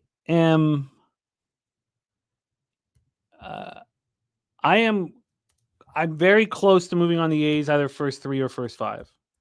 I'm not going to take the plus a half, because this move to the over is implying that there is volatility in this game. And Jose has an inkling that it's Wu that could be the vulnerable one. Is that fair to say? Yeah. Yeah. And obviously I go first 5 here because we're probably not getting Mason Miller, like Morgan Spooner said. And so Troy Torrance says, it's funny, if the line starts moving back towards the A's, I would never back them because of short home dog. And Benjamin Mills says short home dog went 0-2 yesterday. Yeah, wow. I have it written down, Troy. I have a, my obviously a sheet where I'm just writing out my bets and such for the day. And I have 2 things written down. Don't bet home dogs plus 120 to minus 102. Mm-hmm. And Daby Cabs, the Astros will be in first place in the next 40 days or whatever the fuck it was. 500, all that nonsense he was talking yesterday. So I'm excited to hear what Daby Cab will say about his Astros today. I love Daby Cab's loyal. We'll say that. He's just a Texas guy. Bouncing back from one team to the other. I love it. It makes me laugh. I'll stay off. I'm already on this first 5 under 4, which I got at the worst possible line. I don't need to have more action here. I think Troy just named your future memoir, The 10 Cap Commandments. Oh, that's dope, man. Ooh, biggie. That's dope. Morgan Spooner says, can you explain without the market why you would want to back the Athletics here? Yeah, I think that the way the Mariners are hitting lefties and the A's are hitting righties is a wash. The A's bullpen's been better than the Mariners bullpen since May 1st. And JP Sears at home over a long sample size should be better than Brian Wu on the road. And I'll also say specifically that I want to avoid the A's bullpen here because I don't trust the A's bullpen right now. And by the way, last month and change, Oakland A's against right-handed pitching, 5th best in the league, 108 weighted runs created plus. So it's not even is that buoyed by a big game? Remember they had that like 20-run game against the Marlins that one time. Sure. So we could do an Oakland, a little bit of a shorter one. The 19th to today is 93 weighted runs created plus against righties. And again, for those of you guys that like the small sample size, 26 to today, Oakland is 64 weighted runs created plus. So, yeah, I'm staying off. Okay, I lean Oakland. We'll move on here. I've already got the first 5 under 4. I have some interest in the A's. I'm going to leave it at that. And I'm not saying I won't bet at this point. I don't know what this means, but never took no bets where you rest at. Apparently, I know that's a reference that I just don't get. But there you go. And J Dub, this is my waffle. If you want to label it that, yeah. By the way, I think waffle won again last night. I'm not 100% confirmed on that. I think it has.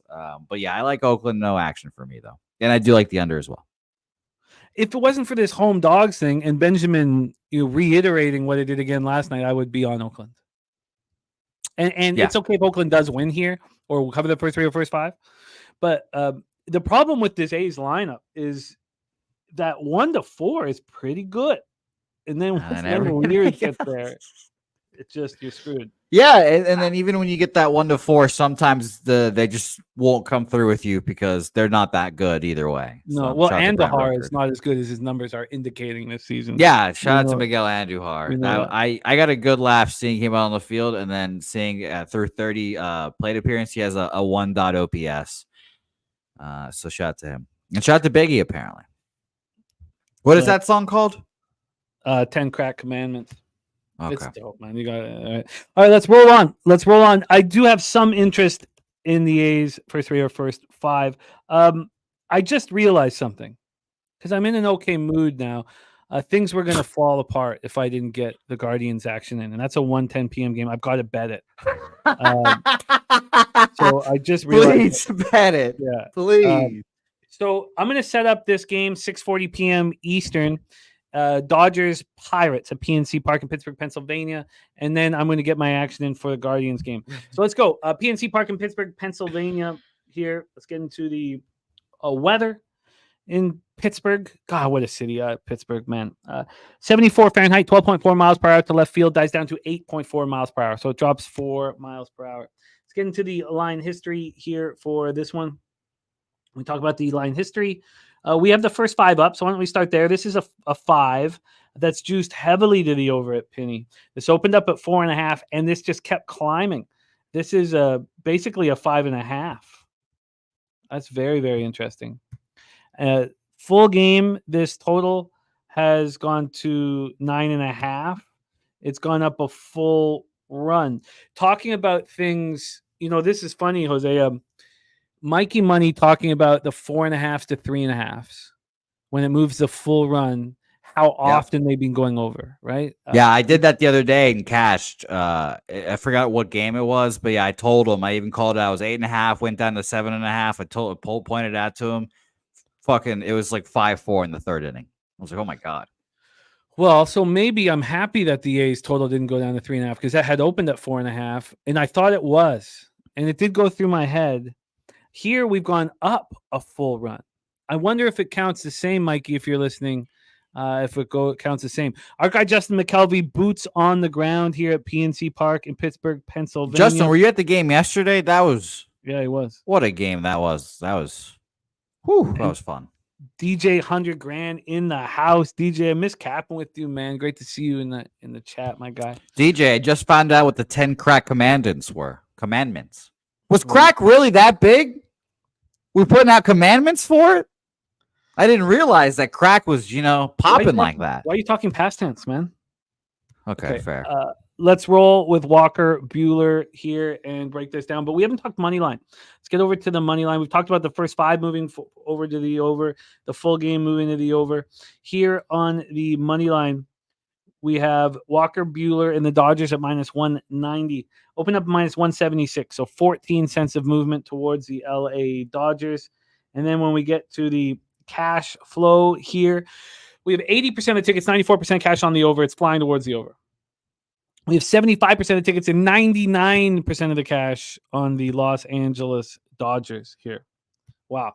So Walker Buehler last start, 3 earned runs, 4 runs total, 3 earned runs, 7 Ks, 4 walks, 4-1 loss at home versus the Rockies. he pitched good, and you guys cashed your Bueller props that Sharpie gave out here live on the show. Bailey Falter, 3-2, 3.22 ERA, 0.95 WHIP, 38 K, 16 walks. The K to walk ratio is terrible, and maybe one of the reasons why the Phillies gave up on him. But he looked awesome in that last start. Absolutely awesome. Now it was against the Jays, who don't hit lefties, but he was awesome, and he's been awesome at home. 2-0, 2.56 ERA, 31 2/3. Now the K to walk, obviously terrible, 17-8, but 184 opponent's batting average. Dodgers versus lefties, 269, 844 OPS. They rake. And the Jays do not. Pirates versus righties are horrific, 217, 630 OPS. The Dodgers bullpen is allowing 2.49 runs less over 9 innings than the Pirates bullpen. I mean, that's unbelievable. Take it away, Jose. Dodgers, Pirates. I'm not betting it, but goddamn, do the Pirates love sweeping the Dodgers? God damn, do they love it. And why wouldn't they do it? To honor their fallen brother here. Marcano gets thrown out of the game, perhaps unjustly. Who's to say? And now that the Pirates stand up for him, one of the key figures in sweeping the Pirates or sweeping the Dodgers like 2 years ago. What was that? I don't know. But God damn it, I think the Pirates are live here again. What a game it was yesterday. Skeens doing his thing. I also appreciated the Pirates going up by so much because that in turn let the Dodgers get some garbage time runs and cash a team total over for me. So that was good. But honestly, I do think this is like an over kind of ball game, and I wouldn't be surprised at all if Walker Buehler got touched up here again. I don't trust Bailey Falter. It's very, treacherous to trust him here, but he has had moments of brilliance. So I'll stay off. I lean over. I lean Pirates here. But shout out to the home dogs here for Troy here. Home dogs between 150 and 200. Market moving towards the road team, and 90% of the cash on the road team. 11-3 straight up. It's crazy. 9-5 ATS there. Yeah, I think they're live here. That is pretty crazy here as well. But I think I'll just watch this game and as an interested observer. That is wild. I was so caught up in the cap that I still haven't got my action in fully yet, but I will have it in here. Yes, please do. Surely. Because I'm scared. That's like when your dad comes home and he's a little, you can tell he's had a few, his face is a little red, and he's on. That's what happens when you miss a bet like that. That's the same thing. You storm in the house, and I'm like, oh no. I get scared. And by the way, Jimmy, maybe more references I don't understand here. Morgan Spooner, I'm trying to find your comment now, Morgan. I couldn't find it. And he said, Jose is acting like he's never woken up severely dehydrated at 4 p.m. itching. I don't know what that means, but I did laugh. So shout out to you, Morgan. It's so good. Mark Tequila says, interesting thing about Bailey Falter. Remember, Mark Tequila, Pennsylvania capper, says Falter spent years with the same Phillies pitching development that created Suarez and Sanchez. Yeah, no, that is a good point. Yeah. Said just might have had the most delayed development of the three, but he might not be the fate I thought he was. Justin says my anchor really amuses you. It does. You don't want the same tone of a show throughout every show. You want things to switch up, and you want to go places. Sometimes an angry show is mixed in. That's good. Yeah. Because they loved when I used to yell at Jose. You know who didn't love that? Jose. Oh boy, here we go again. Jose did not love that. But it did turn you into a winning capper. Yeah, it was sweet for the first 3 months. It was awesome. And then after the first 3 months, it got a little old. Let's go. Now, obviously, Troy's market breakdown of these dogs at between 150 and 190 with 90% of the cash on the road team is extremely appealing for the Pirates, but I'm not going to just let a market or one angle lead me to a team. And Razor said that earlier in our discussion about markets. Razor said that. He said that when he was talking about reverse line movement, and how important that is to him. But he won't make a bet just on reverse line movement alone. He needs other factors to come into play to correlate with that action. All right. B. Lee says he misses my B. Lee's cap has run with us for a long time too. He says miss sharpened toothpicks is chopsticks. No toothpicks. Come man. on, Beely. Chopsticks. But B. Lee's run with us. He's OG low bagger. I will say a toothpick is could get more sharper than a chopstick. That's much more dangerous. You can't hold.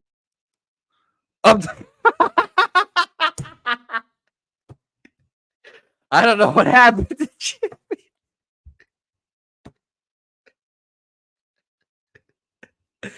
Oh, God. Jimmy just disappeared. Wow. I was so angry. I disappeared. I was so angry I disappeared. Oh, God. That was good. I was saying that you can't hold a toothpick the way you can hold a chopstick. Yeah. Obviously, you can stab with a chopstick. Ain't nobody stabbing with a toothpick. Yes, but please make your bet.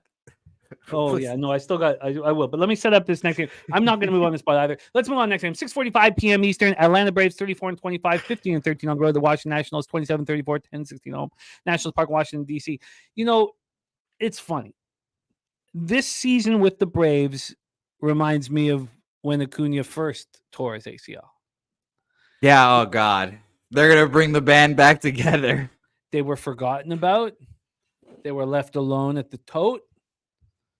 They made a move at the deadline, and they won the World Series. This is sort of, everyone forgetting about the Braves right now. Ronaldo Lopez going up against Mitchell Parker. Braves against lefties. Now, I'll give you the May 1st numbers, and Jose can maybe do the last 14 days or whatever period he wants. 244, not a bad average for lefties, but 698 OPS. They have no power. Nats first righties, 226, 647. They've been bad as well. Mitchell Parker is a good pitcher, coming off a 3-2 loss at the Guardians. 3 earned runs over 5 2/3. He was now away from a quality start, 5 Ks, 4 walks. But but at home, he's been excellent. 2-0, 2.41 ERA, 18 strikeouts, 2 walks over 18 2/3, 221 opponent's batting average. Going up against Ronaldo Lopez, your call on Ronaldo Lopez this year has been nothing short of spectacular. He just keeps doing it. He just keeps delivering. Last start, 1 earned run over 6 innings and a 4-2 win at home over the A's. He's been great at home. He's been great on the road. On the road, 232 opponent's batting average, 22 strikeouts over 21 2/3, 6 walks, 2.49 ERA. I mean, he's been excellent. Both these pitchers have been excellent. Both these teams can't hit the opposite or the arm of the pitcher that they're going up against. Both of these bullpens have been excellent, especially the Nats bullpen. Don't look now, but they are just delivering. So let's take a look at the situation at hand. First off, 80 Fahrenheit, 6.9 miles per hour to right center, dies down to 5.6 miles per hour. Let's get into the line history. Aubrey Travis saying he likes Mitchell Parker. Mitchell Parker is a good young pitcher. The Nats are a good young baseball team. The Nats are sitting at plus 125 right now. They opened up at plus 157. Jesus. A monster move towards your Washington Nationals. From a total side of things, this is sitting at an 8.5 minus 107 to the under. This got up to 9 multiple times and kept coming back. Right now, there's been 9 cents of movement towards that under. Let's get into the cash flow. Cash flow, we have 85% of tickets, 93% of cash on the Braves, and this line moving drastically towards the Nats. On the total, we have 85% of tickets and 82% cash on the over. Good God, this is interesting spot here. Take it away for us, Jose. Braves, Nats. Yeah, I was, while you were doing that, I was trying to firm up my rotation here, Jimmy. And I was thinking about, this Ronaldo Lopez is a good example. There's nuance in the rotation. You can be right about a pitcher being successful and not have him on the rotation. Ronaldo Lopez not in my rotation, but obviously we were dead on about him being good this year. And it's something I'm going to try to keep a note of for the years to come. Those, pitchers that have to fucking battle their ass off to get that 5th spot in the rotation. And especially if they beat young guys, I'm going to try to back those guys, see if I can list those guys out in the preseason. But I did look up my rotation, and Mitchell Parker, I think, is in the rotation. He has been just good this year. A quality lefty. It definitely helps that he's a lefty because I obviously love a good lefty. But I've enjoyed him. I've enjoyed betting on him, and it's funny. The only team that has two players from the same team that are on my rotation. Well, actually, it's two people, I guess, two teams. It's the Yankees and the Nationals here, which is very funny. I just don't trust the Nationals bats here to back Mitchell Parker. And the worry is Mitchell Parker faced these Braves on the 27th. So not that long ago, 6 1/3, 5 hits, 3 earned runs, a home run, 6 Ks, no walks. That was at the Braves, obviously, as well. Can you look at that box score? Will do. Yes. Tell me who got to him.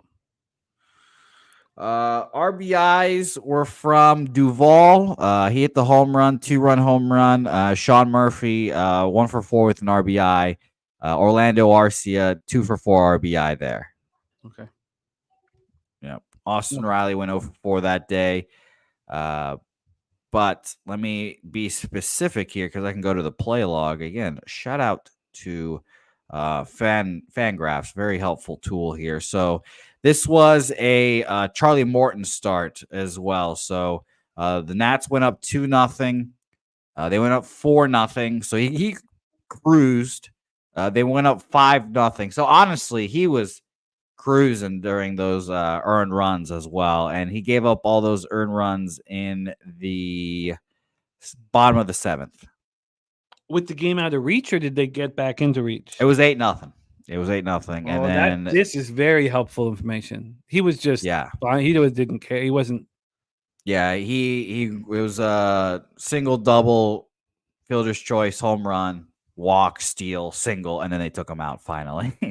I think as well. So actually after the home run they took him out. So he only gave up the home run and then those couple hits in the 7th. So yeah, I do like Mitchell Parker here. I just am a little worried that back-to-back, or not really a back-to-back, but that familiarity will get there because obviously that will be the first time the Braves saw him. And, it keeps me off. But I lean Nationals heavily for sure. By the way, I'm getting a better number at Bet365 than I am at Pinnacle on the -1 line. So I'm in on the Guardians and using -160 on the money line, +135 on the run line, getting a -111. It's 5 cents better than what Pinnacle's offering. I lied. I'm going to move on first 5 here.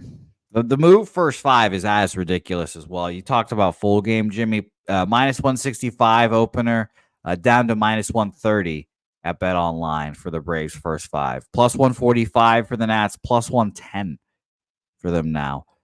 Place like Bovada opened this up at -170. Now it's -145. So I'll take it here.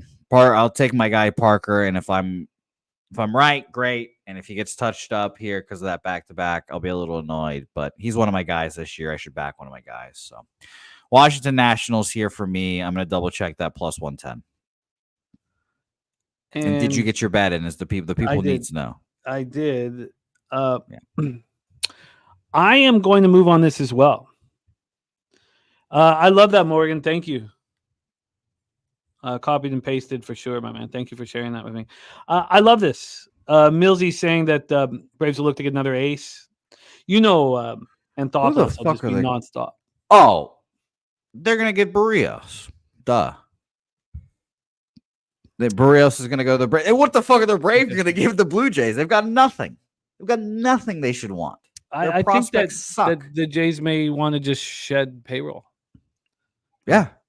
It's very possible. Like I would love, again, I still think that Chris Bassett might have just as good of a year as Kevin Gausman. I would love if my baseball team picked up Chris Bassett for the stretch run. Love it. Be awesome. Justin McKelvey saying Eflin to the Braves. BJ's moving on the Blue Jays. Yeah, I get why you are. What a job by Robert Franklin crushing that market move. Okay, I'm in. I'm going to go Nats first 5. I'm also going to take this full game under, I think. Can you give me, just before I move on to Twinkies Yankees, can you give me the Troy, what's your plan? Oh, on total, on average, is a total of 5.4 runs in this market environment. I love it. Can you give me just an idea of the bullpen situation here? Yes. And by the way, maybe an obvious note here, but CLV, I don't believe in CLV as much either, but I would much rather have that CLV on a plus 148 than like a minus 120 and it goes down or whatever. You know, I don't know if that's an obvious statement, but shout out to you there, Robert Flanker, for catching that 148 when now it's like plus 110 or whatever it is. So Nationals bullpen, we'll start with them here first. Jordan Weems was used a bunch. He's not going to go. Dylan Floro threw 19 yesterday. I would be a little surprised if he went, and I think he's their closer nowadays.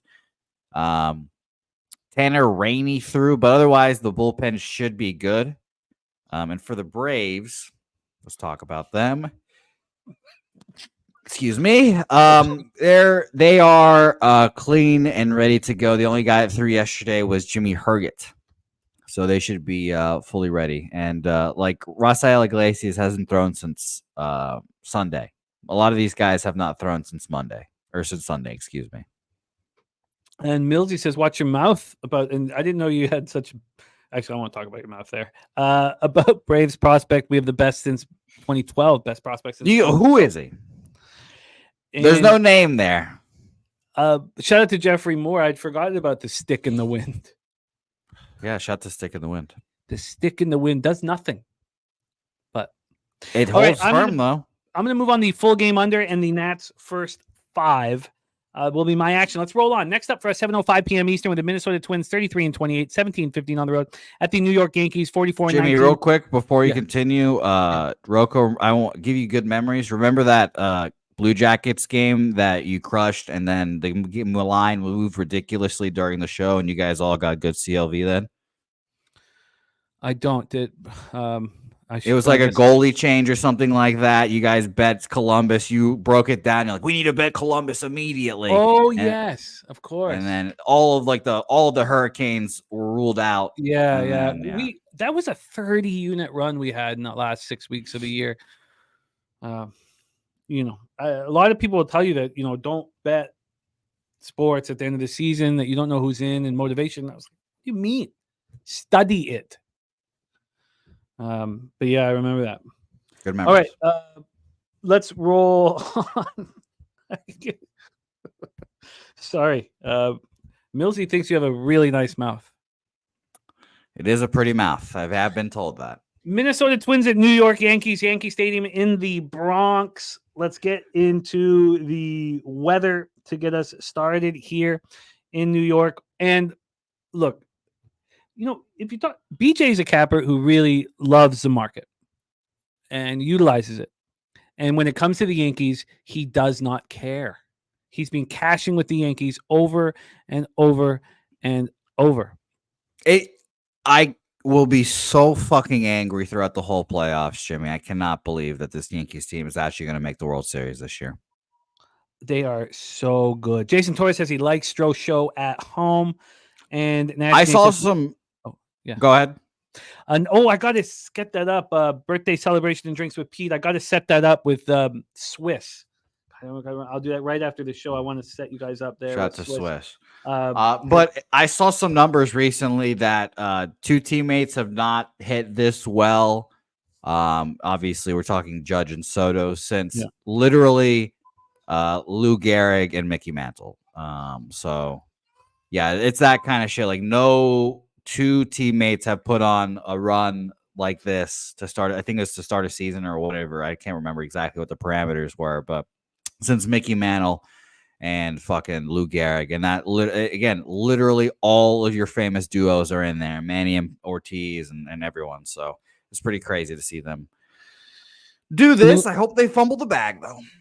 And Aubrey Travis says what they want to hear is who you don't think will make the World Series, who will not make the World Series. The Astros, and the Dodgers as well. So those are my 2 teams.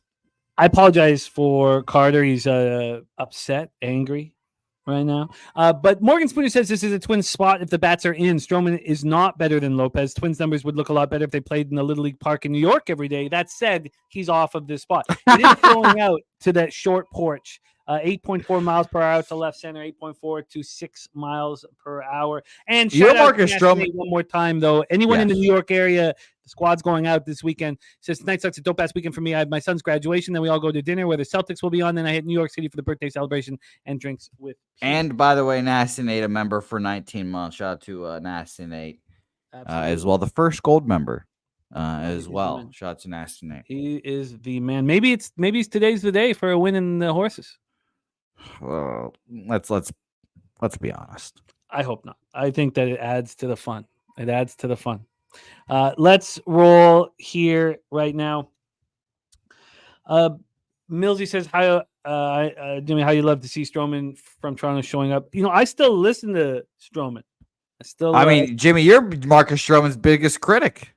You've been betting against him. Oh yeah, I'll bet against him. I'll bet because he is. If somebody makes an error behind him, he's not mentally tough. Now, to become a major league pitcher at 5'8", you have to be mentally tough. But no, I was very much Marcus Stroman because if someone made an error behind me, I would just be furious for the next 2 weeks.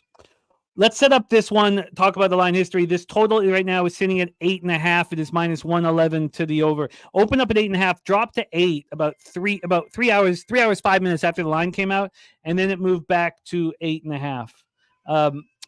I don't know what's going on with Carter. It sounds like Carter's just home alone, which is not the case. I don't know. Can you guys hear him screaming? Okay. No. All right. Just me. I'm going to have to check on it if he's just going to scream like this nonstop. There has to be some sort of reason.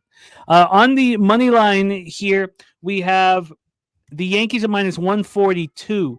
They opened up at minus 139. They're back at minus 142. There has been no movement. Now, I don't want to get too caught up in this. I think that maybe the Yankees and the Orioles just should not be faded, regardless of any market, Here is a market that would imply that the Twins have a better pitcher on the mound and maybe they can take care of business. Now, this better pitcher on the mound has not had a very good season. Let's take a look at the cash flow. 83% of tickets, 85% of cash on the over. And on the money line, 93% of tickets, 97% cash on the New York Yankees. Lopez coming off a great start at Houston. Is that the start of the turnaround for his season? He's not had a good year, 4.84 ERA, but a 1.15 whip. And on the road this year, a 229 opponent's batting average, but he's got a 5.03 ERA, but the K to walk ratio is beautiful. At home this year, Stroman's struggled a little more than he has on the road. At home, 3.38 ERA, 227 opponent's batting average. These are nice numbers. The Yankees are destroying righties. Twins are not. The Yankees bullpen has slipped up a bit since May 1st.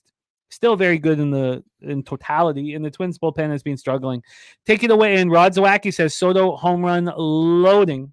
Take it away for us, Jose. Twinkies, Yankees. Yeah, I love the Twinkies here today. And just a question of whether I move on it. I looked at Pablo Lopez numbers against the Yankees in his previous starts. They're all pretty good. No complaints. The only issue is that Juan Soto and Aaron Judge both hit him pretty hard. And it's a worry. 38 plate appearances, 30 at-bats, 10 hits, 3 doubles, 3 home runs, 333 average, 12 OPS there for Juan Soto.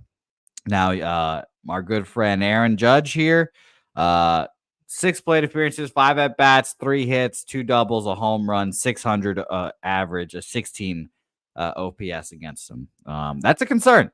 That is obviously a concern. And to make matters worse, Mike Stanton, 6 plate appearances, 4 hits, a double, no home runs, an RBI though, 1,500 OPS. I really do want the Twins here. It's just these numbers are worrying. His starts, he's only had 3 of them, 6 1/3, 10 hits, 3 earned runs on a home run, not bad. 6 innings, 7 hits, 2 earned runs on a home run, 7 Ks, 1 walk. Good start there. And by the way, that first start was this year as well. So though we think Pablo has been bad this year, not up to our standards, I guess, or expectations, he still had a good start there. And his first start against them was in 2018. So we can just chop that one off. It doesn't really matter. But I do like Pablo here today. I really do. I just don't know if I can move on. And the under also is appealing to me. I mean, I like Marcus Stroman. I thought Marcus Stroman would fit right into New York. It's kind of something that the Yankees have needed forever. They need that asshole. They need some kind of asshole on their team. Aaron Judge is a baby back bitch. Juan Soto's cocky, but he's not an asshole. Marcus Stroman's just an asshole. And I think he can bring that to him. And you kind of have to be an asshole to be 5'8" and to be in a major league. So respect, but I think he's the asshole they need. I lean Twins here, but I don't know if I can get to there. Yeah, I definitely, if I was having a better season, I would bet the Twins. But I'm not going to here. I've got to be as tight as possible right now, and I can't do it. But yeah, I would be interested in the Twins first 3 or first 5. I certainly think they're live in that spot, but I can't. Yeah, I'm currently trying to reconcile whether I would rather Aaron Judge. I would rather Juan Soto do the full Kawhi Leonard, go to New York, win a championship, and then bounce, or would I rather him not win a championship this year and stay 12 years and roll the dice there? Those are the balls that I'm playing. I'm not going to tell you where the balls are, but those are the balls that I'm trying to figure out whether I'm juggling or not. And you love juggling balls. Let's roll on. 7:10 p.m. Eastern. Chicago Cubs 31-31, 13-18 on the road. At the Cincinnati Reds 29-33, 14-17 at home. We're at Great American Ballpark in Cincinnati, Ohio. Let's take a look at the weather to get us started here in Cincinnati. 82 Fahrenheit, 13.4 miles per hour. Out to left center, dies down to 10.2 miles per hour. We have a very meek offense in the Cincinnati Reds that were in Coors Field and lit it up. Our friend Sonny Dollywall was there in person yesterday watching the Reds come back in that baseball game. How lovely. Javier Assad going up against Hunter Green. Assad 4-1, 2.27 ERA, 1.18. Can I call timeout? Yes.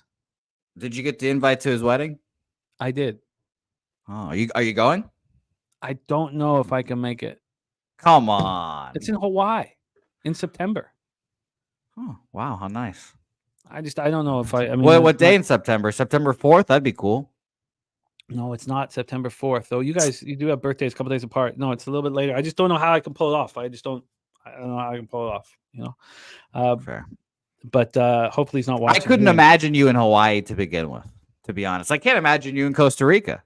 Even though that was you like fucking 5 years ago or whatever. I can't imagine you in Hawaii would just be so weird to me. I always, they were like, you can't walk home alone from the bar. And I always had a glass bottle in my hand. And I said, watch me. That was my big thing. So I'd always be walking. I'd be ready to smash and stab. I practiced. I'm glad you got the motion down. Smash and stab. Let's go here. Cubs, Reds, Javier Assad, Hunter Green. Assad coming off a 5-4 loss at home to these Reds. So both pitchers have just faced the opposition here. Assad has been excellent on the road. Jason says, were you tan in Costa Rica? Not at all. I never saw the sunshine ever. It was the big running joke. I never saw sunshine ever.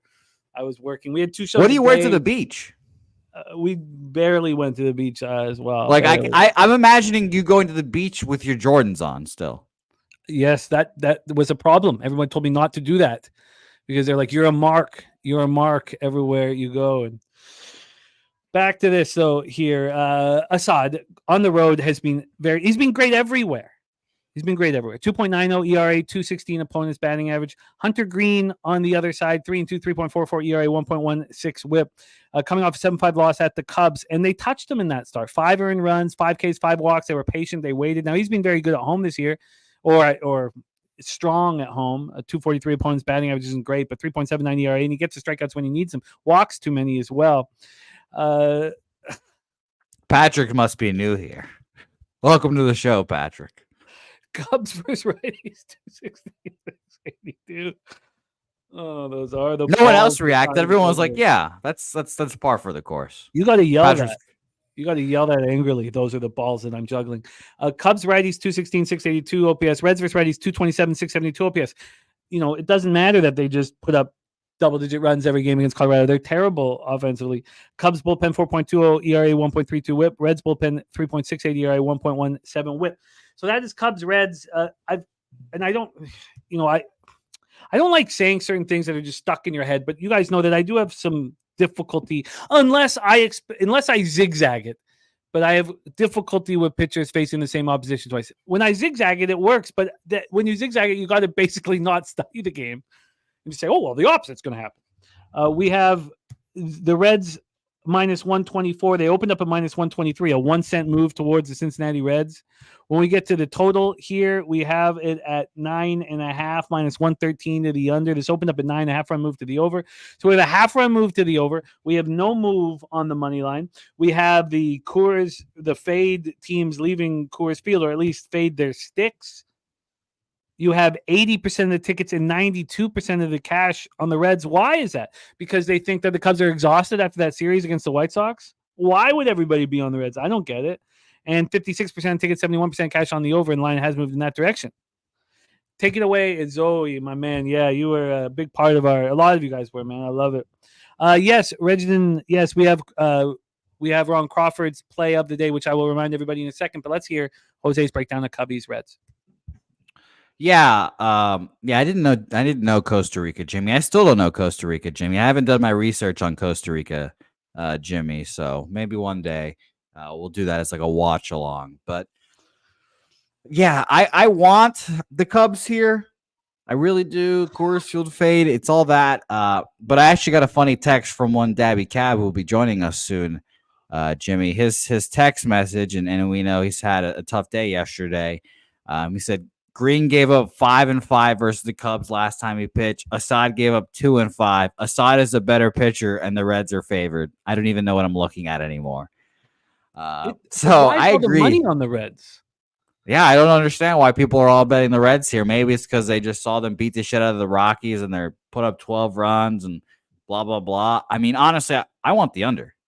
I want the under here definitely, but I don't know if I can get there, Jimmy. What do you think about like a first five or a full? Well, I know I want a full game under because first fives have been killing me, but I don't know. I just want an under in this game somehow. I don't want an under. You know what? In fact, I don't want anything to do with this game. How are the Cubs going to handle after that? Billy Friedrich has told us anytime that the White Sox are up, fade them. That was glorious yesterday. The Reds come off beating the sad sack Rockies and putting up these crazy numbers. There's nothing appealing to me here in this game. There's no angle I can hang my hat on. I can understand you wanting the under at, if we're talking about the Reds coming back from Coors, but this has gone from 9 to 9.5, and it's not a 90% in ticket spot on the over. I think the books are respecting the sharp action on the over. Javier Assad, he didn't pitch poorly and he didn't pitch good. He was just pitched average in that 5-4 loss at home to the Reds. So the zigzag doesn't really come into play. There is nothing. Phil the Kill says Reds are hot and have found their bats again. See, I would like to fade that idea, I think, Phil the Kill, because we know that just doesn't work when teams leave Coors. I agree with that. I'm going to look at my friends at Bovada to see what a first 5 team total is for the Reds, and perhaps we can just isolate that down.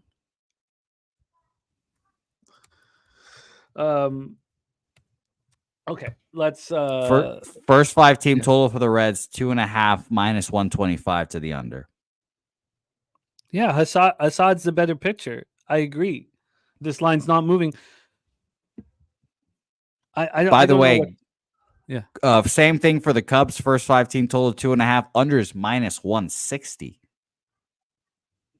Wow. So the books are saying, nay, maybe Hunter Green is the better pitcher here. So I like an under here, but I guess I'll stay off with you, Jimmy. I'm not going to move on it. Maybe I have 2 official plays on the board right now, and it's okay. And this is one of those rare games where not all 99% of the bets and money are on the over. Exactly. That's what I was saying. Yeah, look, I'm going to tighten things up a bit. There's too much on the line here for Jose and I. We got so. Your mom was in the intro, apparently. No, I used to shout out. I used to shout out Spidey, the monkey that I talk to every morning, and I shouted out my mama, and I shouted out Sleuths. I talked about Sleuths all the time. Sleuths were very important in my life back then. Shout out to Sleuths. I miss them. I miss them all. Shout out to all the Sleuths out there. And shout out to you, Patrick McDonough. I like Patrick McDonough, man. I like this. He says, usually I'm working, either catch the show later or can't come in at work. And thank you for the kind words, man. Patrick McDonough. I love that. Respect. Jason Work says, you guys on Baltimore. Jose did move to Baltimore, and this line's moving heavily towards the Jays. So Jose and BJ are going heads up. Bo Jackson on the Orioles. Rod Zawacki, Reds -1.5 is the 10-star play of the day. Speaking of Costa Rica, that 10-star play of the day was must-know information when I was down in Costa Rica. Must-know. Yeah, I'm sorry. I don't know my lore, guys. I wanted to meet Jimmy with no prior knowledge of Jimmy. And that's what happened. Valid. That's all valid. I did go back one night to check out some of those videos from the early days in Costa Rica. They're fun, man. A lot of them were in the hot tub. A lot of hot tub. Didn't. Oh, okay. I'm immediately interested. I'm immediately interested with that.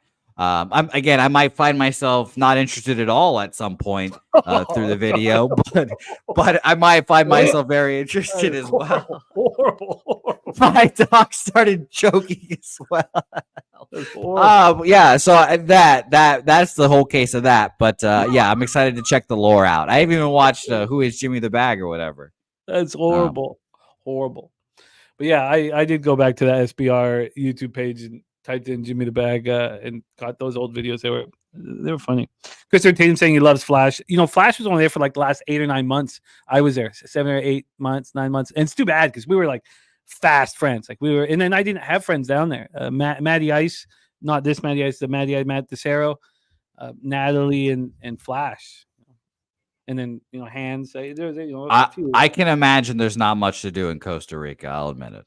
Who cares? I don't need anything. I don't need I know I don't need anything. I need nothing. I need a bottle of booze and my computer and my action. Let's move on here to the next spot on the board. Possible addition by Jose. I'm staying off Cubs Reds. Volatility, and it's just no comfort.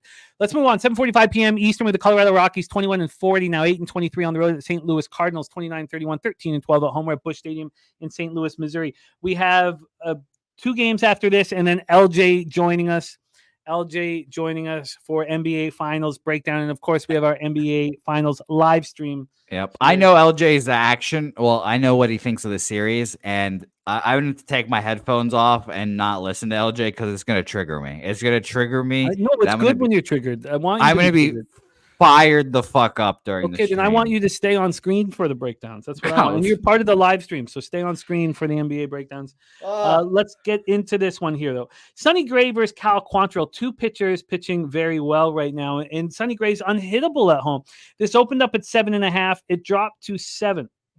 It got to 7 at 10:38 this morning, and it wasn't a real 7, and it didn't last. So at the time it moved to 7, it was -122 to the over, +108 to the under. Now we're basically back in that spot. So if you want the under 7.5, it's heavily juiced. If you want the over 7, it's heavily juiced. And there really hasn't been. Has there been? Oh, sorry, that's wrong book. Sorry, let's get back to Pinnacle. There has been a lot of movement from the opening line. 25 cents of movement to the under on the opening line. Take a look at the money line here in this spot. We have Sonny Gray and the Cards at -231. They opened up at -227. 4 cents of movement towards the St. Louis Cardinals. So, saturated. Sure. I mean, are you talking about me or you mean gamblers in general? I think in general, but with your past, I did chuckle at the tax evasion. I did chuckle. Why? Your tax story just makes me fucking die laughing every time. I love horrific. It almost. Yeah, it was terrible. You're just like, you know what? Fuck taxes for 4 years. Yeah, that's a shitty. It's a shitty thing that happened, but it is funny to laugh at now, admittedly. Oh, that's great. I'm very does a lot for me here. Okay, so here we go. Saturated. I will answer that question after this breakdown because this is a fascinating spot. Cal Quantrill going up against Sonny Gray. We've had just a few cents of movement towards the Cardinals at a very big favorite line, and then on the under we've had 25 cents of movement towards the under here. So it is a valid reason. Yes, saturated. Cal Quantrill, last start was not very good. 4-1 loss at the Dodgers. They touched him. 4 earned runs over 4 1/3, but he's had a spectacular season. Now, he's been good at home and on the road. The surprising thing about being good at home is, of course, the thin air. On the road, 3.92 ERA, 266 opponents batting average. He's been fortunate at times. Sonny Gray coming off a 6-1 win at the it couldn't have been a win. It must have been a 6-1 loss at the Phillies, right? Because he allowed 4 earned runs over 5 innings. I think I wrote that in wrong.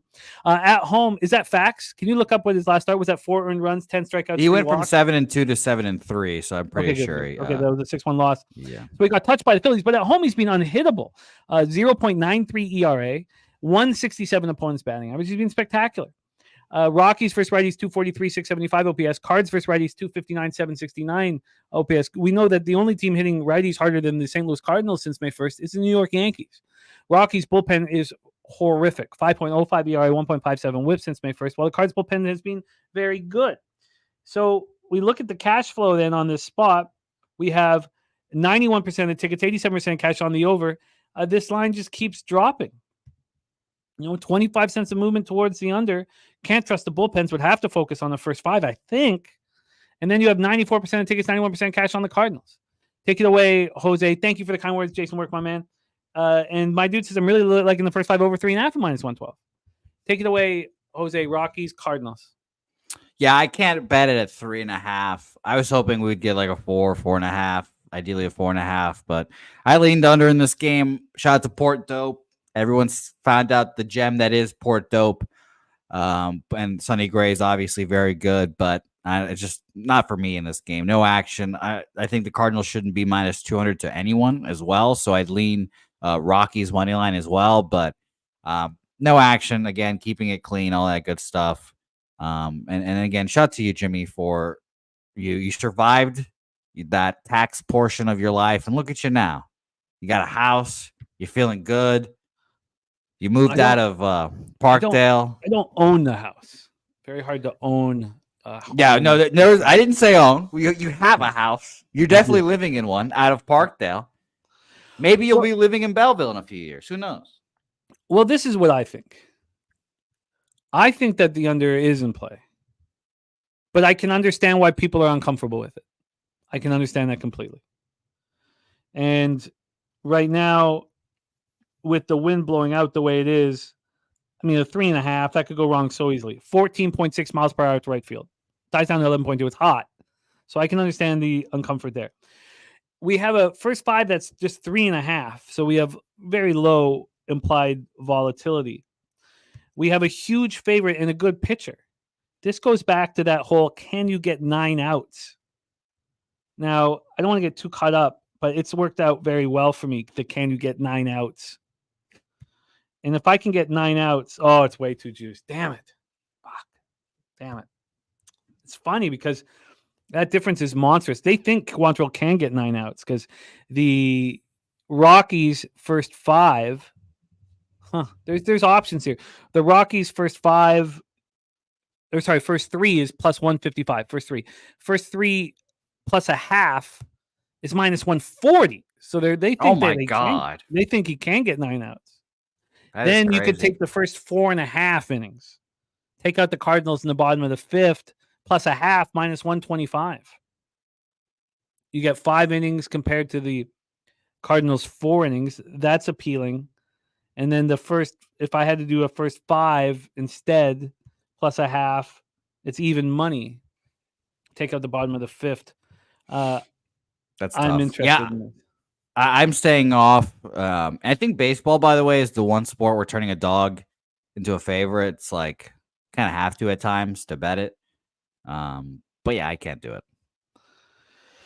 Wine Time official plays Blue Jays money line in Cleveland, KC under 7.5 for Wine Time. Okay, I'm going to get involved in this. I think that the Rockies are too big of a dog with Quantrill on the mound. I agree with that. This will decide if Jimmy is going to look at property at Port Dope in the sometime future. So nice little beachfront. I've got to think about what I'm going to do on that one. We have 2 games left before we get into the NBA Finals with LJ from HTown. I will, though, answer quickly the question from Saturated. What's the main reasons for relocating down to Costa Rica to sports better? Well, from a working standpoint, you can't open up any more books. Books can't open up in Costa Rica. The American government shut that down about 10 years ago or so. Interesting. 15 years ago or so. So you have to do something that is a marketing company that isn't involved with the books. If you worked down in Costa Rica, you would probably get paid a 10th of your salary from legally, and you'd pay taxes on that 10th of a salary. 9/10 of that salary you'd just be given to you. You could decide whether you want to keep filing. If you're going to live the rest of your life in Costa Rica, you're not going to have to pay taxes. You're just going to make dumb amounts of money. A lot of people down there are doing that. If you're filing taxes still in North America to ensure that you can come back to America or come back to Canada, and you are, putting that cash that you're grossing onto your tax returns, which is probably a good idea if you ever want to come back. It's something I was doing. That's different. For gamblers, there are gamblers down. There's MIT graduates down there with baseball models that are paid by syndicates, and they can live wherever they want. They choose Costa Rica because they want to live in Costa Rica. They want to live on the beach. They want to live the Pura Vida life, the blue zone life. But why would anyone want to move down there and work down there? It's because of that. You're going to be sent your wages, and then you decide how you want to do it tax wise. So there's Canadians and Americans down there that are not going to go back now. They're just not going to pay tax anymore. They're just going to make a ton of money and live in a beautiful home and make just dumb amounts of money and not pay taxes. But they're not going to be able to come home or work at home. Or if they ever start with an address in America or Canada, they're going to get screwed by the tax. They're going to get audited, and then however things will break down. For me, I was not succeeding enough as a comedian. My biggest years were early thousands in film and television, and I needed more consistency. I didn't want to keep going to these shitholes every weekend, and my name wasn't selling out the club. It was, I work in Canada. You work for Yuck Yucks. It's Yuck Yucks that sells out the club. So for me, it was an opportunity of a lifetime to switch careers, basically, and it was something that I couldn't miss. Now there were other Cappers comics too. There was one other Capper comic who went that no one made it through the 3 months. No one thought I would make it through the 3 months either. Everyone thought that I would be let go after 3 months, but I started running in NHL, and that was enough to keep me around a bit longer. So, it's from a working standpoint. Yeah, you can figure out what you want to do with the taxes. The Americans down there aren't sending the taxes back to America, but they're not going back to America, and they're filthy rich down there. They're bringing in a ton of cash.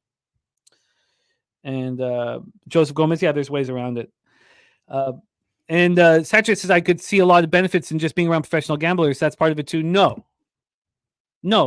One thing that you'll find out about this industry is the professional gamblers don't want you to know that they're professional gamblers. They probably don't want the government to know that they're professional gamblers. And two, I was down there when the head of Five Dimes got held hostage.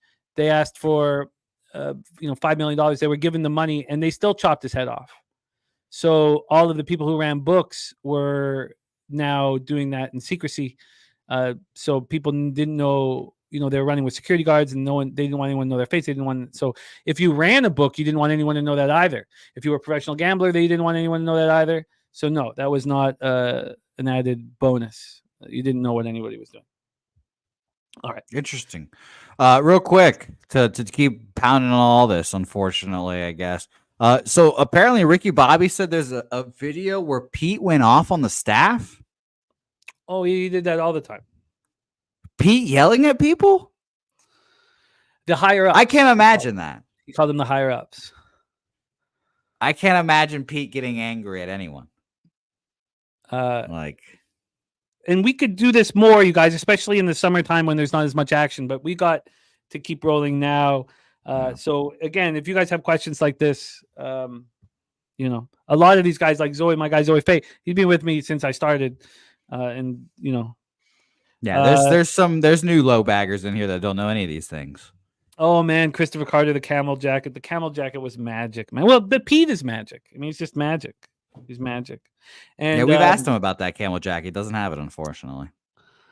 And Justin McKelvey, yeah, I mean, it was a different world, different life. But 17 years, I was a comic. 17 years, and it's Final Destination 3 is mine. All right, Von Polo, you were there, man. You OG. Yeah, well, absolutely, you were there, Von Polo. Respect. All right, shout out to you, VP. Let's roll on. Nasty Nate was in my chat before Costa Rica. You were, Nate.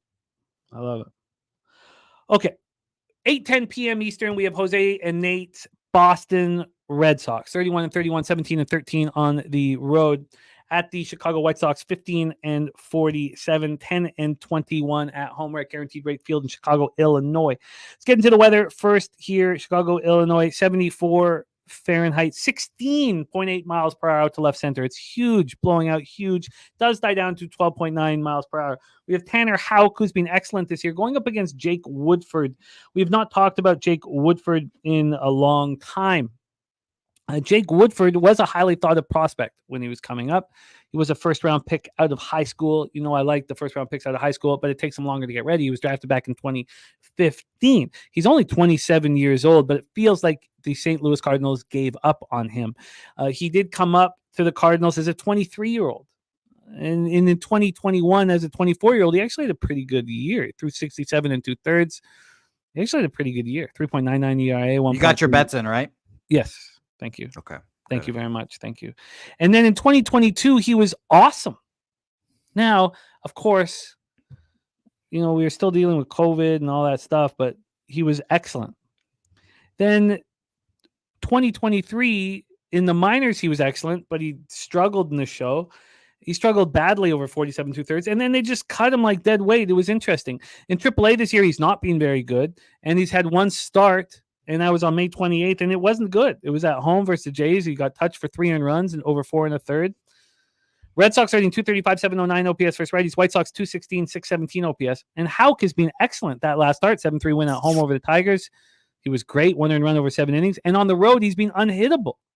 3-2, 1.45 ERA, 183 opponent's batting average. He has been so good.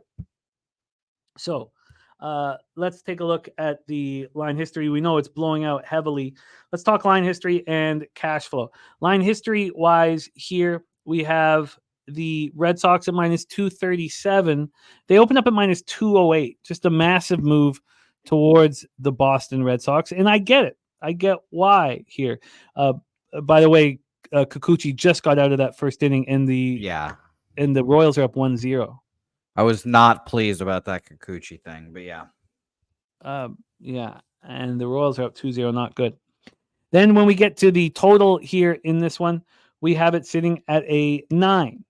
It is a 9. This opened up at an 8, even with the wind blowing out. 8. Lasted there for 10 minutes before it went to 8.5. Now it's all the way up to 9. We have that full run move. We've seen Mikey Money talk about it not being helpful for gamblers. And then when we get to the cash flow in this one, we have 92% of tickets and 97% of cash on the Boston Red Sox. And on the total, we have 89% of tickets, 93% cash on the over. Take it away, Jose. Second to last game on the MLB card, Red Sox, White Sox. No action. White Sox still on this big-ass losing streak. I don't think the Red Sox, again, this is kind of like a similar spot. I don't think the Red Sox should be minus 200 against really anyone, not even the worst teams in baseball, honestly. I know Tanner Houck's the best pitcher on the Red Sox, but I would be scared taking the Red Sox here.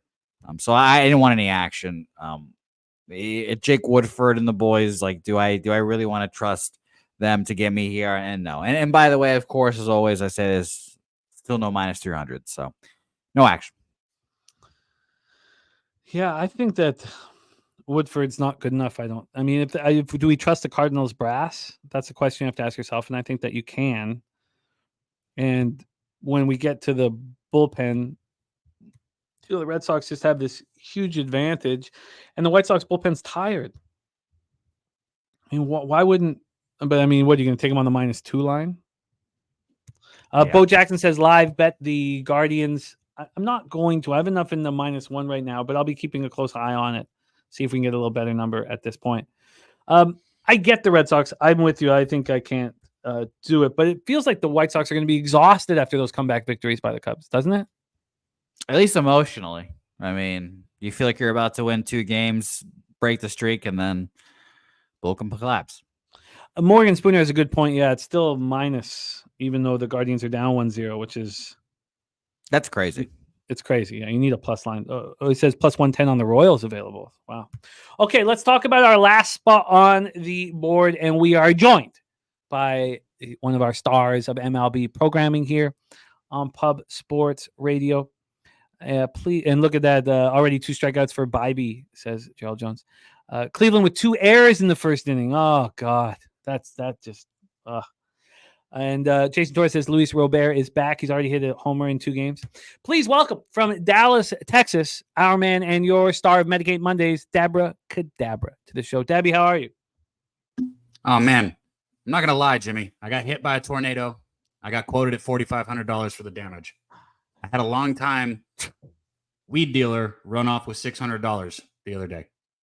And then yesterday I got fucking swept on my bets. I'm not fucking doing good right now, but that's okay because this is what we signed up for. And I promise you I'm not going to stay down. So we're going to win one right here fucking right now.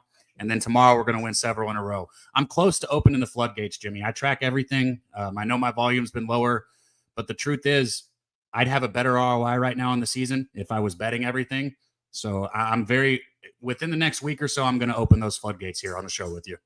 I would say that at this time of the year, the time is right. And then you want to curtail it a little bit around All-Star break because of the volatility of the week leading up to All-Star break. But I think that all makes sense here. And Sweaty Butcher got your back as well. Joe Yerkum says, are the Padres reeling from the gambling scandal? Is that possible? My answer is no. But I'd be interested if anybody thinks that they might be. No way. Von Polo's people are not pleased that you were screwed in that way. Yeah, they didn't give a shit about your bets. They care more about the dealer, Dabby. Go get him, man, motherfucker. That's awful. Sorry to hear that. Let's roll here. This was the first game that got my attention because you guys know I like Slate. I like Slate Ciccone. I think he's got good stuff. He's not had a good year. 5.59 ERA, 1.05 whip. 9 home runs allowed in 37 innings. It's atrocious.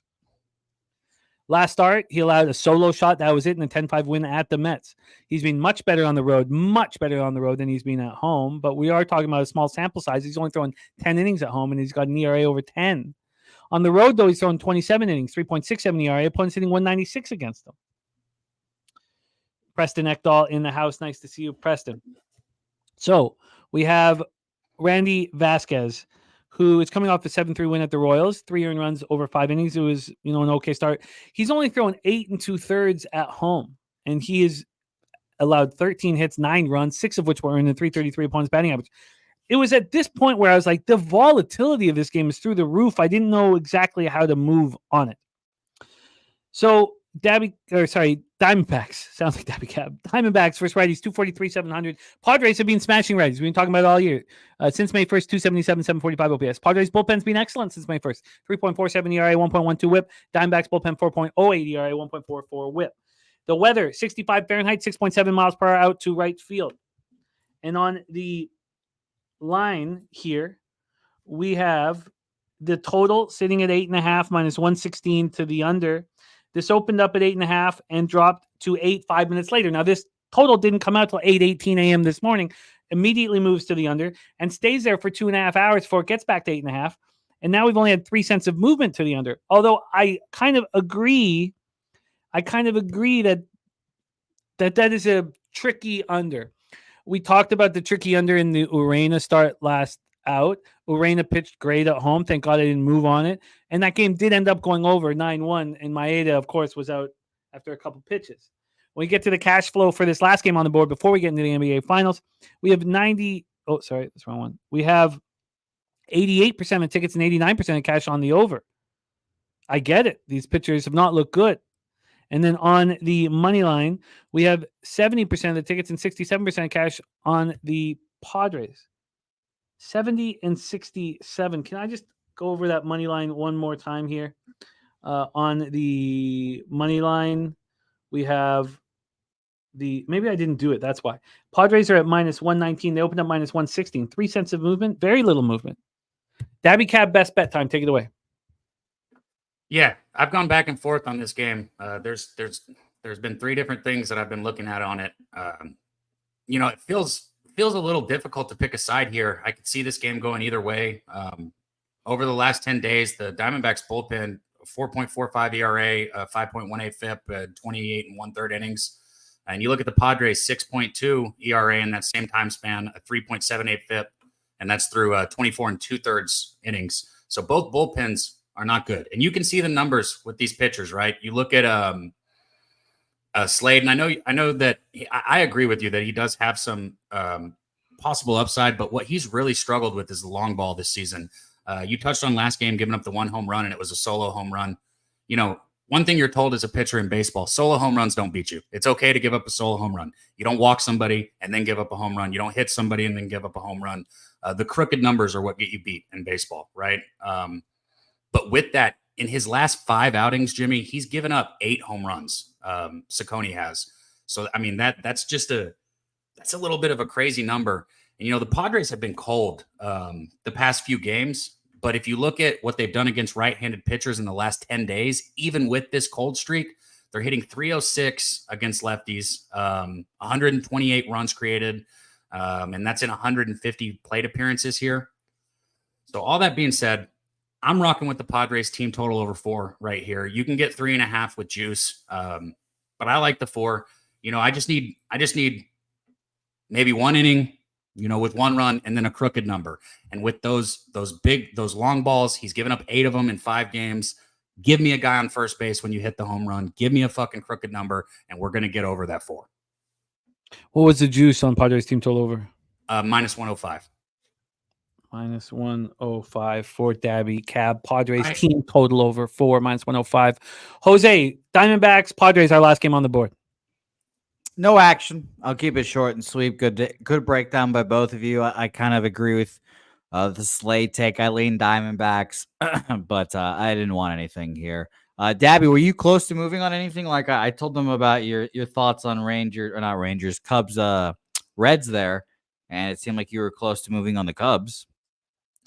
There was, again, when I talk, so if you want to know what was circled on my card today, it was Cubs, it was Kansas City first 5, Kansas City first 5, it was Cubs first 5, it was a rise over 1.5 bases again, it was the over in this game, and then it was the Padres team total over 4. That's everything I had circled. Full transparency if you want it.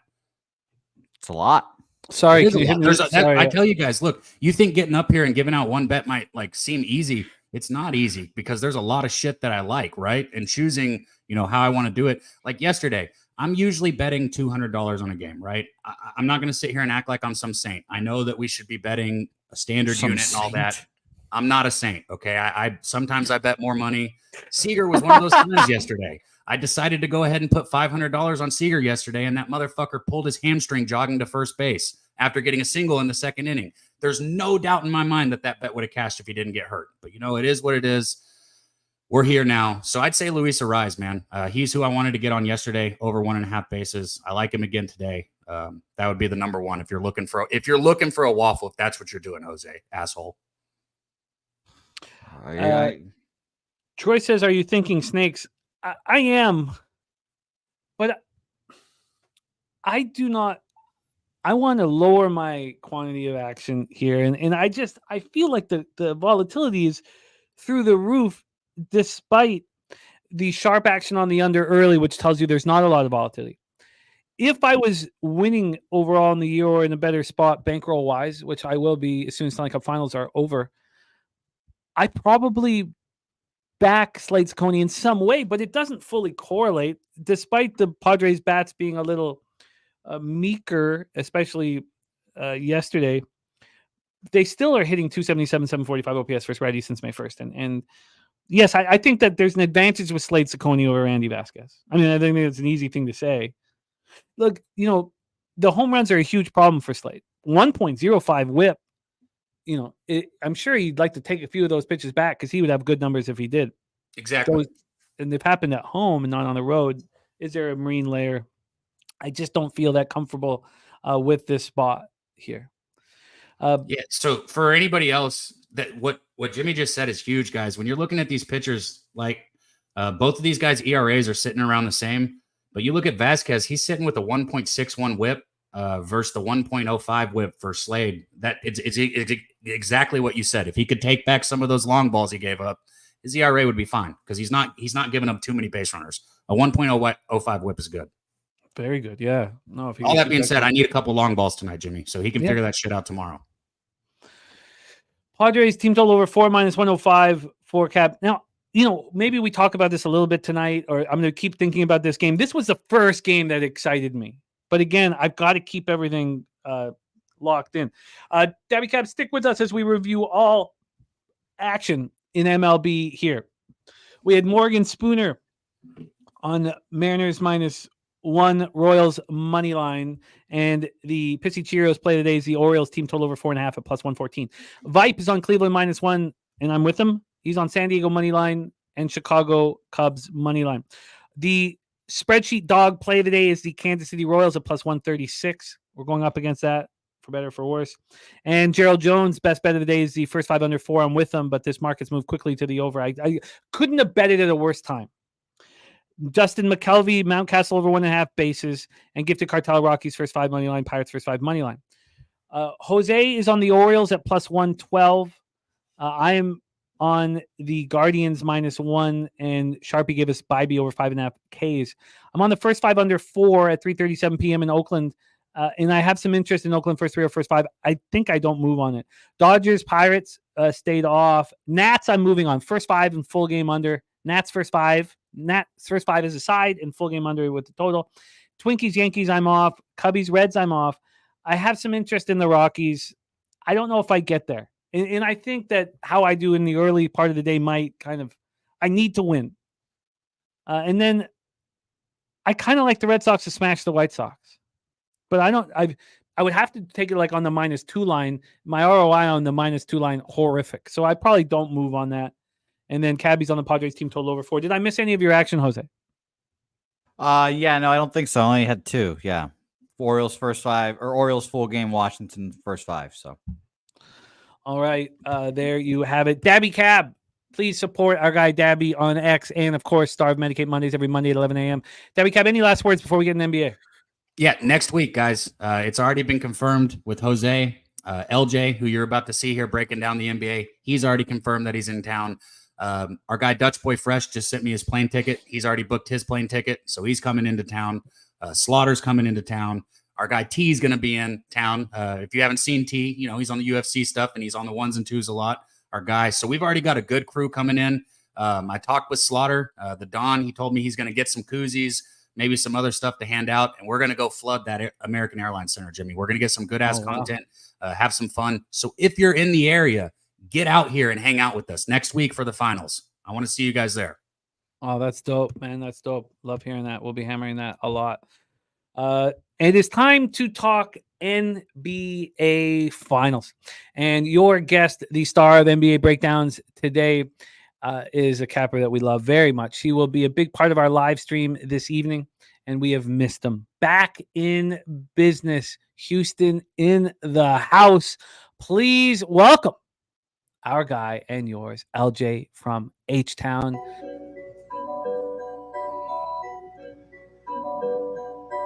Pub Sports Radio's the crew, that's a fact. We all about bread, making bank accounts fat.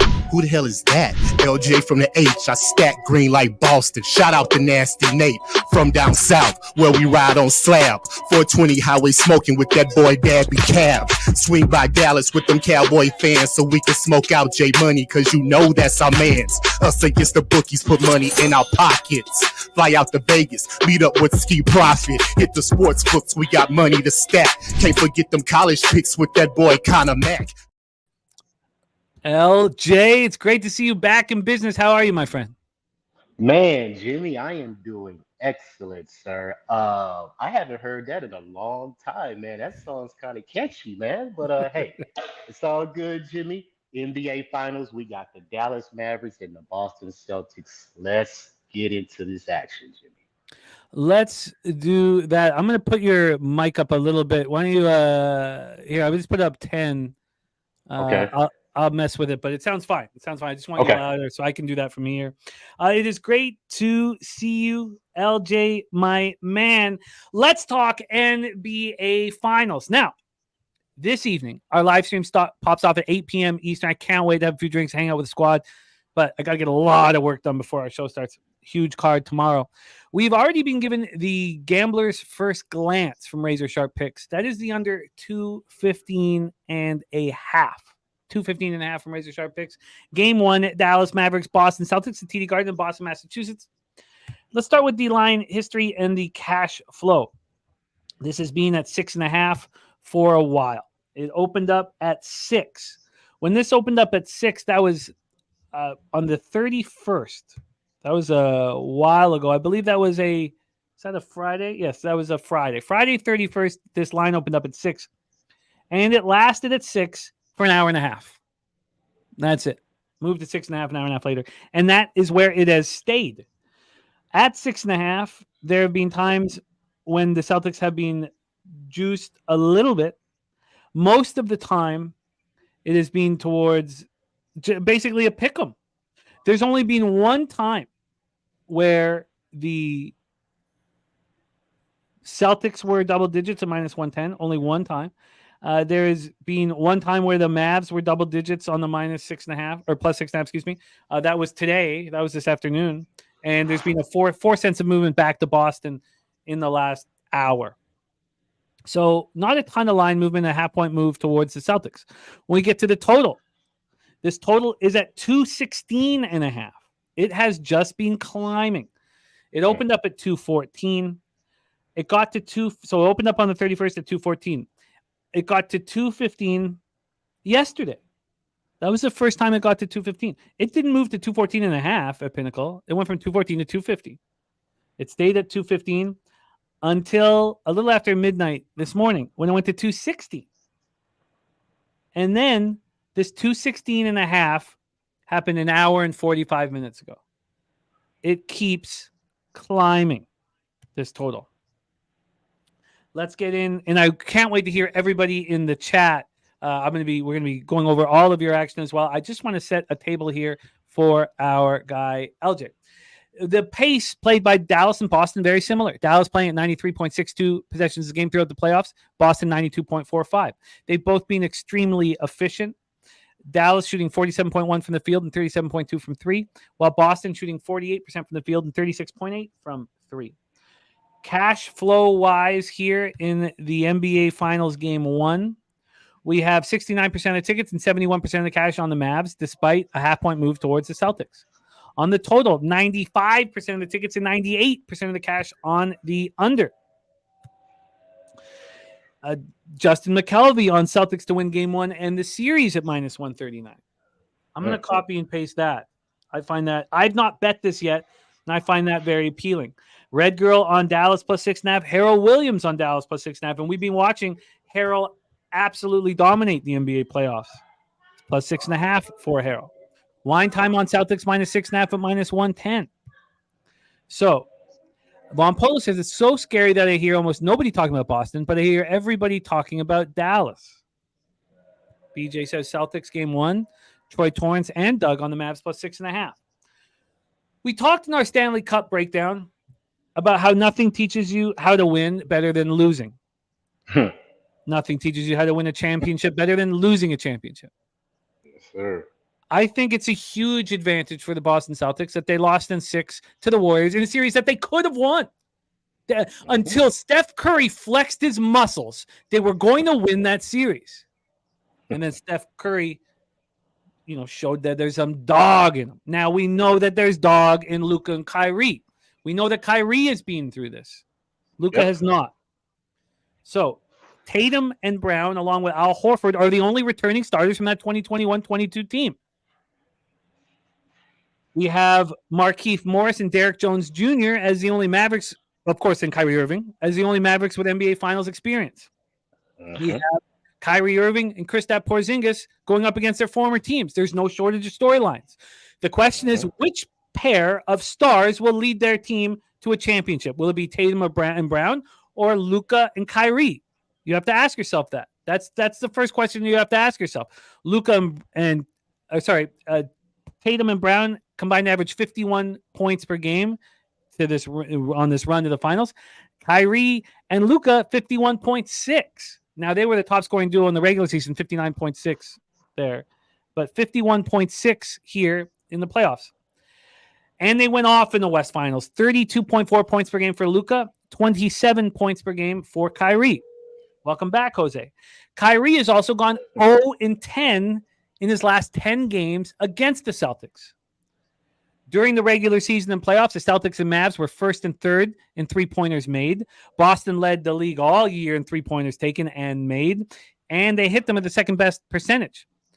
They've been doing that in the playoffs as well. 14.6 makes on 39.8 attempts, by far the most. And when they've hit 14 or more threes in a game in the playoffs, they're 9-0. They know that they need to hit threes. The Avs have made 4.6 corner three-pointers per game, the most in the playoffs by a wide margin. PJ Washington and Derek Jones are first and second in total corner threes. The Celtics defense does not allow corner threes. The Celtics defense has allowed just 1.5 corner threes per game in the playoffs. And now, there's a lot of talk about the switching, the dropping in coverage, defending the pick and rolls. Celtics defend the pick and rolls with just two defenders. That's why they don't allow the corner threes. They leave three to stay with their man. That's an important point here.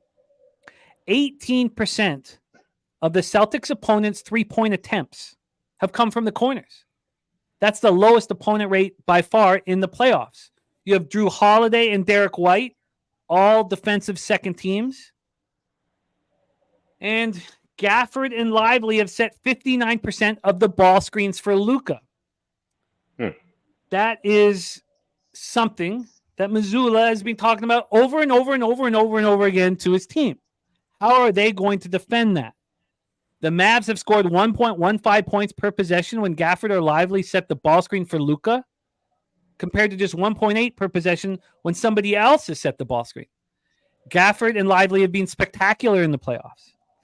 If Tatum is defending the screener, he can switch the screen and keep Luka in front of him.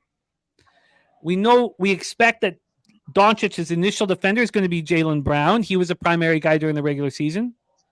So, the Jaylen Brown must then work to get between the roll man and the basket. We saw Horford getting picked on by the Pacers. Picked on.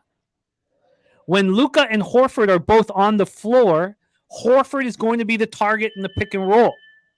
In two regular season meetings, Horford was trying to retreat to the paint and then switch on to Doncic. It's a problem.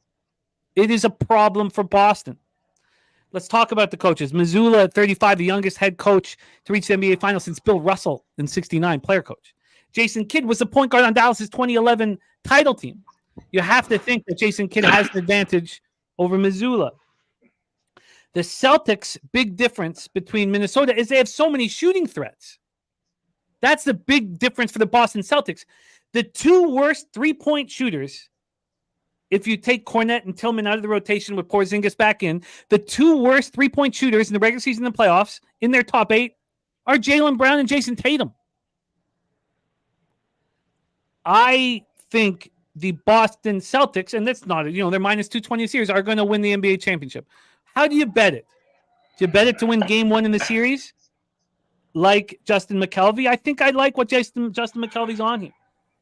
I want the under, but I'm going to be taking all the player props under because I'm going to stick to the finals with the Operation Garcia. There's so much to talk about. There's so much to talk about in the chat. it is time now to hear what our guy LJ from HTown is doing. And we have heard that Jose Bouquet is not going to like what LJ is saying, and that's why I wanted him here on screen. Take it away, LJ. Game 1 of the NBA Finals, Mavericks Celtics. And it's great to have you back. Thank you, Jimmy. Thank you. First of all, I want to shout out to the chat. Nasty Nate, Slow Jams, Gifted Cartel, Viper 100, McDo, Chosen One, Sweaty Butcher, Wine Type, everybody joining today. Just want to say thank y'all, man. Now, let's get to the game, Jimmy. I got 3 talking points. First one, how did both of these teams get to this point? Who's the best prepared for this moment? We're going to start off with the underdog, the Dallas Mavericks. Since March 1st, they lost 3 in a row. Boston, 76ers, and the Pacers. Since that time, Jimmy and Jose, Dallas is 16-1 with Luka Doncic in the lineup going into these playoffs. 12-5 so far up to this point in these playoffs. 6-1 straight up in their last 7 games as a dog. Now, they started off with the Clippers. 50-plus team win. Granted, Kawhi, second team All-NBA, which I still have trepidations about, but that's another subject for another day. But yeah, he played only 2 games. He scored 24 points total in those 2 games. Mind you, they took care of them real easily simply because they couldn't really shoot from the perimeter, the Clippers. And once your second team All-NBA, quote-unquote, player was in the lineup, I don't think they had a chance to beat the Dallas Mavericks. So they get rid of them round 1. Round 2, we take on Oklahoma City. Number 1 seed in the West, 50-plus wins. Shai Gilgeous, second in MVP voting, first team All-NBA. OKC was coming in ranked 4th in defensive efficiency rating going into the playoffs. Guess what Dallas did? Took care of business, got him out of here 4-2, just because of Luka Doncic and the ability of him and Kyrie to make plays and achieve that. So they got OKC out of here. Moving on to round 3. We have the Minnesota Timberwolves coming in as the number 3 seed in the Western Conference. 50-plus wins again. You have Anthony Edwards, second team All-NBA. You had Rudy Gobert, Defensive Player of the Year. You also had the 6-man Player of the Year, Naz Reid. And Minnesota, coming into the playoffs, was the number 1 defensive rating team in the league. And guess what Dallas did, Jimmy and Jose? They took care of them 4-2-1. Now, let's get to Boston. Let's see how they got to this point. Boston's 14 games ahead of the second best team in the Eastern Conference going into the playoffs. So, they had time to sit back and chill. They clinched the conference probably 2 or 3 weeks before the playoffs even started. So, hey, they had a coast. They was chilling. Now, going into the playoffs, they took on the Miami Heat, who had to play 2 play-in games just to get into the playoffs. So they were already behind the 8 ball there. Then you go into game 1, guess what? Jimmy Butler gets hurt. Your leading scorer, first game of the series, gets hurt. So that puts you down a man, which Boston easily took care of business. Only lost 1, I believe, in that series. Moving on to the Cavs, who also 48 wins, below 50 wins. They went 7 games with Orlando. Cavs battled hard, fought first round just to get to this point, the second round with the Celtics. Guess what happens? Donovan Mitchell gets wore down. Your leading scorer has to go out of the series. Jarrett Allen, your best rim protector and rebounder, goes out of the series with a rib injury. So there you go. 2 of your best players are gone. So Boston easily gets rid of the Cavs, which brings us to the Pacers, Eastern Conference Finals. Pacers, 47 wins, but they also had to go 7 games with the New York Knicks, which was depleted in their roster as well. Mind you, Pacers still had to fight to get to 7 games just to beat the hobbling New York Knicks. Now, when they come into the Celtics series, now the Pacers played good, and I believe they should have won at least 2 of those games. But turning the ball over, the inability not to score down the stretch, end up while the Pacers get swept, and then Halliburton gets hurt, eventually goes out of the lineup. Boston sweeps 4-0. Now, we get to this point. These 2 teams are in the finals. Now, second point, how both of these teams attack the offensive side of the ball. Let's start with Dallas. We already know they like to start off at that high pick and roll at the 3-point line. which means a lot of space they have to operate. And it's going to be a very emphasis on PJ Washington and Derek Jones to hit these timely shots when they get these opportunities, because that would keep Boston's defense honest. Because, like you just mentioned, they like to run those players off that three-point line. They don't allow that corner three. But if they do that, that leaves them lanes for Dallas to run inside the paint, get timely scores inside to get Boston, away from the bucket. And I believe that's what they're going to try to do, because they lack the size, in my opinion, taking out Porzingis inside the paint. Now, Lively at the high post, he has to be precise in his decision making too, because Luka trusts him to make at the top of the key when they double team. He's gonna have to either roll to the back end and score, or he's gonna make a decisive pass to an open man in order to get a good shot. That's what Luka is looking for in his role players, to find these players in a position to be successful while he's initiating the offense. Not only that, you have the lob threat as well. If you're running them off the three, they can go to the rim, lob it up. Gafford and Lively can easily get easy buckets for Dallas. So my thing is the role players are going to be very pivotal in this series for Dallas. Now, Boston, they live on the three-point line. You just mentioned most three-pointers made at home. I think it's 14 a game, you said. Now, Porzingis is back in this lineup, and if he can pull Gafford and Lively out of that paint, that helps Boston, in my opinion, because the rim protection is not there. So they can get into the lane, get easy buckets, layups, dunks, things like that. So I'm looking for the chess match of Jason Kidd and the coach for the Celtics to try to figure out how they're going to attack these teams early, because I think that you have to get pressure on one of these teams early so they can play from behind, so they can start pressing for the most part. But you already mentioned this. It's going to come down to the three-point shooting, Jimmy. Like you said, Boston has held their opponent to the corner three 23%. Dallas makes the most corner threes at 40%. So that's going to be the deciding factor, in my opinion, whoever wins this series. But speaking of that, let's get into it, Jimmy. 3 points. Who's the primary defender on Kyrie? I would think that Boston is going to start off Drew Holiday on Kyrie, simply because Drew Holiday has made first team or second team all defense 6 out of his last 7 years. That's why they went and got him, to go guard one of the best players on the other team, keep them off the perimeter, keep them they have to work for what they have to do. Not to say he's going to stop Kyrie, but he's going to make Kyrie work, in my opinion. And you don't really need Drew's offense as much, to the point that you have Jaylen Brown and Tatum, even though Drew Holiday, over 12.5 points is his prop right now, may be a good look a couple of games, because he's hit this number 7 straight times, and he's hit it 8 out of the 9 games he's played so far. He's playing 40 minutes. He's shooting 50% from the field, 40% from the three, and 90% from the free throw line. So he's going to be an offensive piece that the Celtics are trying to utilize, but I think he's primarily going to try to keep Kyrie, make him work, and keep him off the offensive side of making buckets. Now, he is a dynamic player. He can guard a lot of positions. So that's what I'm really looking for as far as Boston's side.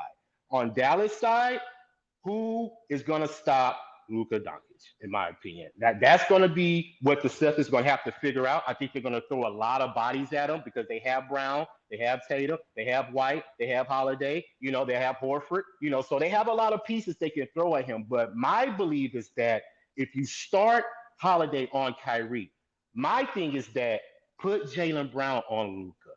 Therefore, Tatum don't have to exert a lot of energy on the defensive side, because they're going to need him to score the basketball, because he has been leading the statistical categories for Boston pretty much all playoffs. So that's where I'm going to focus my vision on going into this game. And like I said, both coaches, I think Jason Kidd is a very good chess player, to where he can adjust on the fly, and he trusts Luka to adjust on the fly, especially when you have to stop the bleeding. And that's where I look at teams. Do you have a player on your team that is getting out of hand, 5-point run, 6-point run, even a 10-point run? Who can stop that bleeding on that other side to calm everybody down and get them back calm? So I believe that that's going to be intriguing in this series as well. Now, Jimmy, let's get to my plays. We're going to start off with this first half total. I am going to jump on the first half over 110.5, simply because Dallas is 4-1 to the first half over in their last 5 games. Boston is 3-1-1 to the first half over in their last 5 games. And mind you, since the second round of the playoffs, Boston has played 9 games. They're averaging 58 points in the first half. Dallas has played 11 games since the second round. They're averaging 56 points in the first half.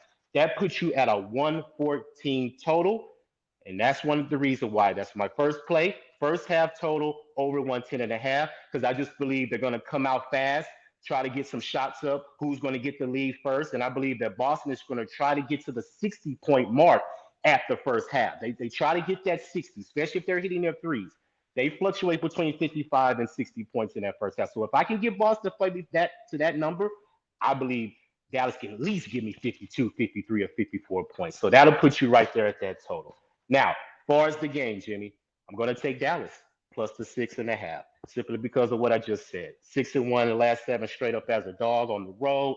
And I believe that they've covered 12-2 in 14 games in this playoffs, a -6.5 spread. So they're not losing big spreads. Mind you, the Boston, I believe they're only 2-4 in the last 6 playoff games covering a 6.5 spread. So I believe this number is too high. I believe Dallas covers, but I believe Boston wins game 1 just because of a stat that I looked up. Jason Tatum is 11-4 straight up in the first game of a playoff game when they're starting game 1 at home. So that's one of the reasons why I'm going to expect Boston to win the game. I'm not going to bet it, but I'm going to bet Dallas to stay within that margin plus the 6.5. So now let's get to some props that I have circled. Number 1, investment props that we're going to try to focus on in this series, ladies and gentlemen. We're going to start off with Tatum, over 9.5 rebounds. He's hit this number 10 out of the 14 playoff games he's played so far. And he's led the Boston Celtics in rebounds 12 out of the 14 playoff games so far. So I believe that the books are going to raise this number. I believe it's too low. He's going to have to average double-digit rebounds in this series. So they're going to push this number to maybe 10.5, probably game 2 or game 3. So right now, let's just get the money now while it's low, over 9.5 rebounds for Jason Tatum. And we're also going to go to Luka Doncic, over 8.5 rebounds. He's hit this number 8 out of his last 11 playoff games. And when he played both games against the Wow. Oh, all right. We got him back. There he is. We got you. Whoa. We got you. You're rolling. So Okay, we're just going into Luka over 8.5 boards. Okay, yes. I said he hit this number 8 out of the last playoff games. And when he played the Celtics this year twice, he had 13 rebounds, I believe. I think he had like 12 the second, somewhere around there. But he had double-digit rebounds in both games. And he's a rebounding machine. So I expect him to at least be on the boards, be in the paint, and help defend that paint as Boston tries to score. So I'm going to take that. And I'm going to take Derek Lively, PRA, over 16.5. I believe that's very disrespectful just because Derek Lively, if he plays 20-plus minutes, ladies and gentlemen, he is 8-3 to the 20 PRA in the playoffs. And like I just mentioned, Luka trusts him. He can rebound. He deflects.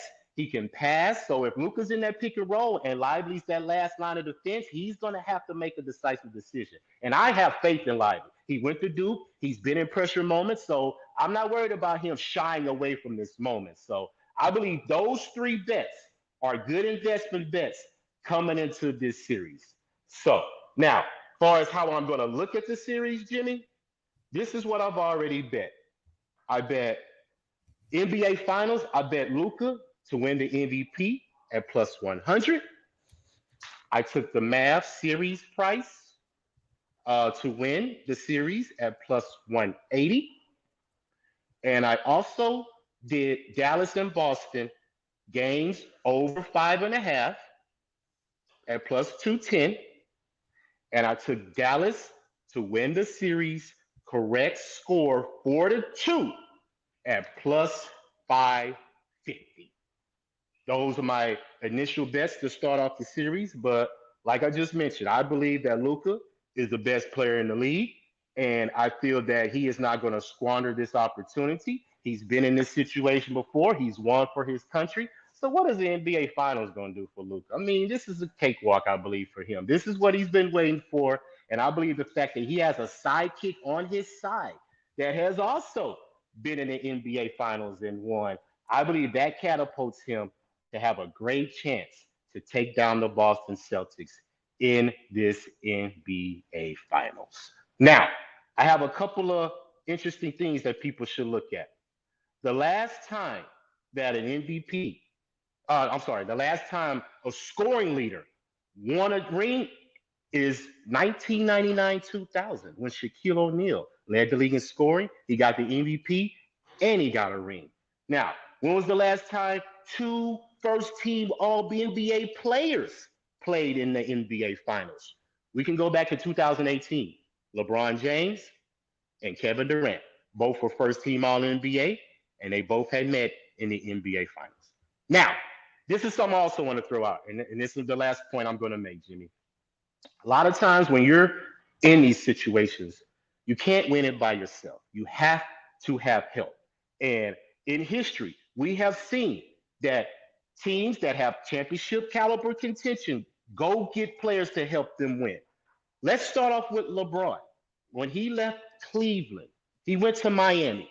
Miami had already won a championship with Dwayne Wade. So my opinion, LeBron went to Miami. Dwayne Wade helped LeBron get his first championship. We can move over to Durant. He leaves, goes to Golden State. Steph Curry already had a championship. So guess what? Steph Curry helped Kevin Durant win a championship. Let's go to Anthony Davis. He leaves New Orleans. He goes to the Lakers. LeBron already had a championship. Guess what? He helped Anthony Davis get a championship. Now we come around to here. Kyrie Irving already has a championship. Luka Doncic is finna go get a championship. First team All-NBA. Kyrie's been here before. Kyrie Irving is going to help Luka Doncic win this NBA championship. So there I am, Jimmy. I got Dallas plus the 6.5 tonight. I got the first half over 110.5. And I got Dallas winning the series 4-2. Phenomenal breakdown, LJ, my man. And I have copied and pasted everything. The one thing I didn't get was your Dallas Boston over 5.5 games in the series, right? Yes, I think it's going 6. And what was that? What was the juice on that? That juice was, let me see, correct score, plus 210. Are you sure? Because it's minus 170. It says Dallas and Mavericks, number of games in the series, best of 7, 6 games, plus 210. Oh, 6 games exactly. Oh, yeah, okay, I'm sorry. Yeah, that's what I meant. Okay, I'm sorry. Okay, sorry. Yeah, because the over 5.5 is minus 170. So Dallas, Boston, 6 games is plus 210. And if the Mavs win that 4-2, you are going to cash huge. If the Celtics win at 4-2, you're still in the black. Yes, okay. Sir. Okay, I get it here. Bo Jackson says, go show up in the finals. Luka gonna cook. Jose Bouquet, do we have a rebuttal from our guy LJ's breakdown on the series? Sure. So first of all, I think Saturated asked for the Celtics game 1 ATS records, 13-10 game 1 spreads, and that it goes back to 2016. So there you go, Saturated. But yeah, you know what was funny about that, Jimmy? So LJ, you mentioned LeBron going to Miami. He went to his first finals. He lost. Durant going to the Warriors. He went to his first final in Oklahoma City. Lost. Anthony Davis and Durant, COVID. Who cares? No travel. No one counts that as a real championship. Okay. Jimmy, you said this before. These guys have to lose to win. And Kyrie Irving hasn't been in the fucking NBA Finals since I was in high school. This guy sucks. He's so washed up. I cannot wait for Kyrie to prove to the world who he is, a fraudulent loser basketball player that's living off of one shot when I was still shitting in my pants in junior year of high school. So here are some fun facts here. All these are from Bill Simmons. He tweeted these out. I listened to his podcast, whatever. So do you know that Dallas would have the second worst record of any NBA Finals winner? The worst team to win the record, the NBA Finals record-wise, the 47-35 Houston Rockets in the regular season. They ended up 62-42 after the playoffs. Dallas, 62-38 right now, including the playoffs. Other interesting things. Do you know this would be the third highest upset in the NBA Finals odds-wise? The third highest? Jimmy, you want to guess what number one was? Number one and number two. The Raptors over the Warriors. That's number two. And guess what? Kevin Durant had to pop his Achilles for that to happen. Yeah, that's true. And then good old everyone's fucking favorite basketball player, Kobe Bryant, who fucking failed in 2004 when he got his ass fucking handed to him by the dirty fucking Detroit Pistons. Beat their fucking ass. This would be the third highest upset at plus 184 around there. Obviously, shop around where you're marketing. This would be the seventh time in NBA history that a team has gone from not making the playoffs last year to winning the final. And guess what? The Celtics are 76-20 right now. In the last 50 years of NBA basketball, only one team with that many wins and that few of losses has lost the NBA Finals. That was the 2016 Warriors. And LeBron James is fucking dark arts. Here's the thing, guys. This is already done. This is wrapped up. Celtics in 4 games. I'll be shocked if the Mavericks win 1 game in this fucking series. Stop it, Jose. I can't wait. I can't wait. LJ, me, you, Dutch, we're all going to have a great time in Dallas next Friday. I can't wait. I'm going to be there, and I told you guys this yesterday. I'm going to be sitting there laughing, cackling at the morgue that comes out of the American Airlines Center. Everyone's going to be sitting there, shuffling their feet, just silent, quiet, and the only thing you'll able to hear as the silence of those little pitter-patters walk through the pavement is me laughing that everyone bought into Kyrie Irving's propaganda. Oh, he's a changed guy. Oh, he's a great teammate now. Oh, look at me. He's fucking horrible. He's terrible. The only reason this team is fucking where they are is because Luka Doncic is the second best player in basketball. I cannot wait for Kyrie Irving to be exposed for the fraud he is. Derek White, Drew Holiday, you're going to put him in fucking Alcatraz. Now, Luka's probably going to eat. He's a great player. It's fine. Who else is going to eat on that team? Derek Lively, a rookie? A rookie center? Is he fucking Magic Johnson? No fucking chance. There's no way can I expect a rookie to come into NBA Finals and do this. And the last rookie I said this about was Jordan Poole. And did he succeed? Yes, because he's a baby back bitch, and he did that, and that's the only thing he'll ever do in his career. Derek Lively is not good. Porzingis comes back, and guess what? I can't wait for this to happen. Screen, Porzingis. Here comes Kyrie Irving to guard him. He's going to guard him. He's going to put the ball over his head. Free throw line jumper. Good every time. I cannot wait for the Celtics to just pick apart Kyrie Irving. They're going to go him again and again and again. Just like you said they're going to do with Al Horford. They're going to wear out Kyrie Irving like a Costa Rican prostitute on a Saturday night. It is going to be vicious. I cannot wait. Joe Mazzulla is the better coach. Jason Kidd was almost fired last year. Jason Kidd is not a good basketball coach. Jason Kidd is terrible. Joe Mazzulla has made the NBA Finals back-to-back years almost. He's the youngest coach to do this since God knows when. Are you kidding me? Celtics in 4. The Celtics are the balls. This is over. I can't wait. What a horrible matchup for the Mavericks. Terrible matchup for the Mavericks. Maybe in another year, Luka. Learn how to lose, and you'll come back and win, Luka. Ooh-wee. Can Can we hear a rebuttal before I drop my action? All that Jose said was a bunch of nonsense, in my opinion. And if you want to put your money where your mouth is, Jose, a 4 sweep, I will bet anything that the Dallas Mavericks do not get swept. And I will bet you even more that Boston probably only wins 1 game. I'm doing just two just for the sake of Boston, but We'll they ju- probably only win 1 game. We'll just stake bet it. LJ will stake bet straight up on the series. Let's do I've it. already got Dutch. I've already got Dutch and Daby in my back pocket. They're gonna owe me a steak after this. I can't wait. Well, put Come me in your along. front pocket, then. Put me in your front Good. pocket. Great. Great. Well, this is a perfect setup for our live stream tonight. LJ will be in action. Dutch Boy Fresh in action. Jose Bouquet will be rocking right there, as will Billy Brisbane, Mikey Money, and myself. So it's going to be a lot of fun. A lot of fun. When it comes down to it, I love the breakdown.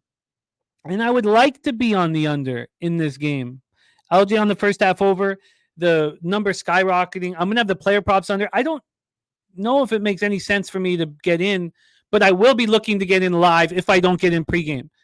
I'm going to be keeping a close eye on it, though. I would like to get in. I agree, Troy. It should be 2 stakes to 1, but we'll let them. I'll do 2 stakes to 1. That's fine. 2 stakes to 1. LJ, you could take the 2. I'll take the 1. No problem. No problem. Down with that?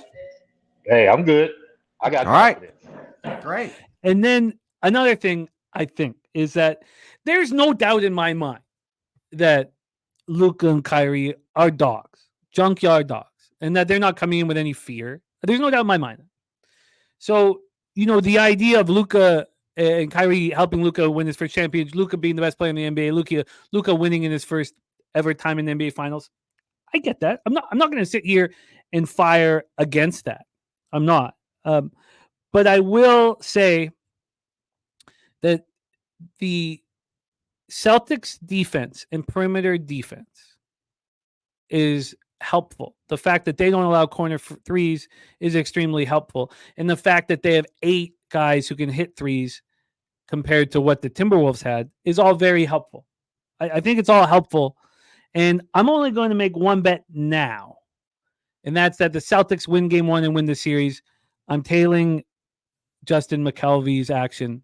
It's comfortable for me. And our live stream tonight is going to be off the hook, man. It's going to be off the chain. It's going to be extremely fun. Extremely fun. Troy Torrance says, this makes me want to join the live stream tonight. We'd love to have you, Troy. You know that. Also, we won't be with the coverage from the books. We don't get NBA on 365, so there won't be people way ahead. We could all use the same stream if you guys want tonight. We can talk all about that. I tell you what, though, LJ, it is so nice to have you back, man. We have missed you so much here on screen. You're such a class act on screen and off screen. We love working with you, and we love the breakdown. Spectacular work on the breakdown. I love Jose's passion. I can't wait for tonight. It's going to be so much fun. Please support LJ. And, of course, he's got the Raw Words podcast. He's got a bunch of stuff going down. Support him on X. And I'm going to pop his Twitter handle here in the chat for those of you who are somewhat new to our show and haven't been rolling with us. LJ Sports Media at LJ Sports Media. He's a huge part of what we do. Texas Strong. He is at our events, and he's just as good of a friend as you're going to be able to find in this world. LJ, you are locked in. Sweaty Butcher says Luka and Kyrie cannot take down the Celtics team. And like Jose said, who are they going to lean on? Derek Lively? And Sweaty Butcher, very confident. Don't worry. They got Tim Hardaway, guys. Don't worry. Tim Hardaway Jr. off the bench. Remo says somewhere in the world there's an animal activist vegan who is sickened at all the cows being killed to supply all of Jose's steak bets. They should be sickened because I'm going to be fucking walking out of Dallas, walking out of the arena with fucking Wagyus just fucking cradled on my arms. Wagyus. Up here, we live up in our area up here. We don't get we don't buy Wagyu steaks. We get the scraps, Wagyu scraps. There's Wagyu scraps at all the Filipino spots up here, Wagyu scraps, and they're like hugely sought after, the Wagyu scraps. I love that. LJ, I love it. 4-0 Jays, BJ, great job from you guys, man. I love it. Andrew G laughing at Timmy Hardaway. We laughed at him at the hockey game. He was at Game 5 of the Stanley Cup Finals in Dallas, and or was it game? Sorry, it was Game 6, of course, Game 6. And I was like, oh God, man, you want to? Hardaway's not even playing. But LJ, thank you for rocking with us. Any last words for the Cappers supporting the show, my friend? Hey, man, everybody just keep making this money. Let's enjoy this NBA Finals. And I have a special prop bet for the MLB. Aaron Judge, over 1.5 bases today. And you can take his hits plus runs plus RBIs, simply because he is God damn. It was so good. Oh, that was bad. You know, LJ just came on the show just specifically with fuck me energy today. Aaron Judge too, LJ? God damn. Yes, Aaron Judge, over 1.5 bases. He's 8-0 in this situation, over 1.5 bases, versus the American League outside of his division. He has great numbers off of Lopez. I think he has a homer and 2 doubles the last time he played him. So Aaron Judge today, ladies and gentlemen, book it, over 1.5 bases. I love it. There he is, LJ from HTown in the house. It was great having you back in business. Let's review all action here. This was a really fun show, and we needed it. I'm fired up now. I have to wait like fucking 4 more hours for this fucking game. I can't. I'll tell you. Oh my gosh. All of us together, through capping at night. I got to work my ass off here now. I got to get this show done, and I got to start hammering because I don't want to be stuck to have to work too much tonight. Let's review all action. First off, Razor Sharp Picks shared his full Saratoga card. What a guy. You know how much work he puts into this. I'm going to pop it into the chat. Thank you, Razor, so much. And I can't wait to host our Belmont Stakes show. Gavin Henry has given us 2 bets at Indy, and he's cashed them both. He's playing the 6 across the board at 12-1 on the money line. That's in the 9th at Indy. And I think Indy's doing night races tonight, so we'll be able to hammer that race while we're on our live stream tonight. So there's Gavin Henry. Thank you to Razor and Gavin. Then we have action from the Cappers on the show, but we start off with myself. I spent a long time. Now, that doesn't necessarily equate to any kind of ROI, but I spent a long time trying to figure out exactly how to bet the Alouettes Bombers game, and I love what I've done with it. I do. I really like it. I have Blue Bombers money line first half and the under. Blue Bombers full game money line and the full game under. They were plus 168 and plus 143 respectively. There was 4 bets that I won. It was very, very difficult to figure it out. And I'm very comfortable with what I've invested and how I've done it. In the NHL, we had Gogster fire away. That video is going to be up here on our YouTube page for the next couple of days. And Gogster has fired away with player props. I believe that the Panthers are going to win the Stanley Cup. And I'm very excited to go up against Mikey Money in this spot. Very excited. And I'm going to take, I guess maybe I should take Panthers game 1 and Cup instead. Because maybe that could add me a little bit more action on the game 1. And then I'm going to take Bob Rofsky to win Conn Smythe. Gogster gave us Ekholm over 1.5 shots, Bouchard over 2.5 shots, Hyman over 3.5 shots, Bennett over 2.5 shots, Verhaeghe over 3.5 shots. And he's on Barkov, Conn Smythe, and Verhaeghe most shots on goal, 375 and 550 respectively. Don't forget we have a horse race. Kelly McKinnon's ready to race. So that is NHL and CFL. In MLB, Morgan Spooner gave us Mariners -1, Royals money line, and the Pissy Cheerios play today. That's 1-0. Orioles team total over 4.5. Vipe is with me on, well, I really am with him because he was already on it. Cleveland -1, San Diego money line, Cubbies money line. Ron Crawford spreadsheet dog play today is the Royals. Then Gerald Jones is on that Seattle Oakland first 5 under 4. I'm with him on that one. And Mountcastle over 1.5 bases for Justin McKelvey. Viper NB on Kyrie over 2.5 threes at even money. Gifted Cartel, Rockies first 5 money line. Pirates first 5 money line. Jose on the Orioles went against the market on that one. And, yeah, full game at least, but yeah, not good. Yeah, but I'm not. I don't think that we need to just never go up against the market either. So I'm not. Interesting, though. Guardians -1 for me, and Tanner Bibee over 5.5 strikeouts was given up by Sharpie. The first 5 under 4 in Mariners A's. I think I'd leave it at that, but I would love the A's, but we know what the home dogs have been doing. Should just cut them out of my action. Nats first 5 full game under. I'll be betting here shortly. And then the only question mark is, do I take the Rockies? First 4.5, first 3. I don't really want to go up against Sonny Gray. And again, if I've got, I don't think I bet this right away, because if I'm off to a great start today, I don't see why I add anything. Cabby's on the pad. Padres team total over 4.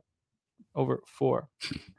So that is our action here. In NBA, we have Justin McKelvey on Celtics win game 1 in series. I'm going to join him on that. Looks like that could be my only pregame action, even though I'd love to have something on the under. LJ on the first half over 110.5. I can easily get in live on the under, so maybe I wait on that. Although my live bets are about, they're only $100 right now, my live bets, so they're quite a bit less than a pregame bet, which has been going between $250 and $200 in basketball, depending on how I'm doing at the time. Razor Sharp Picks gave us the under for under 215.5 in Gambler's First Glance. LJ gave us first half over 110.5. Mavs plus 6.5. Tatum over 9.5. Tatum over 9.5 boards. Luka over 8.5 boards. Lively over 16.5 points, 3 on assists. Luka MVP. Mavs win series. Dallas Boston to go exactly 6 games, and Mavs 4-2 winning the series. 4-2 winning the series. Yeah. And that is our action today. Yep. If you missed my NBA play from yesterday, you'll catch it tonight on the live stream tonight. It's going to be a lot of fun. I think everyone on the panel will be rooting for the Mavericks, aside from me. So no, not me. I'm on Boston first game in the series. I haven't bet it yet. Not me. And also, I've been trying to figure out, why did I not like Kobe Bryant when he was alive? Now I have this enormous love for him posthumously and respect for him. It helped watching the Redeem team and stuff like that.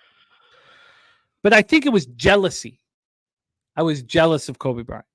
I'm sure that is. Like, I was even talking to my mom about it, trying to figure out, had to be jealousy. I was jealous of him, And I'm jealous of Luka. And I don't want that to get in the way of my action. But everything Luka has earned, but it's, been a pretty nice life for him. And is he going to win in his first time in the NBA Finals? Is it just that easy? No. Is it just that easy? I don't know. It doesn't get, Jimmy, everyone, I'm one of the rare people that didn't like Kobe when he's alive, and I still don't like him now that he's dead, unfortunately for him. I miss him. I miss that competitiveness. I do not. He's just, no, I'm good. We were lucky to have him on this planet here. We were lucky. Yeah. Good job doing what he did, but no, I don't miss him at all, not even a little bit, not for 1 second, unfortunately, for those that miss him out there.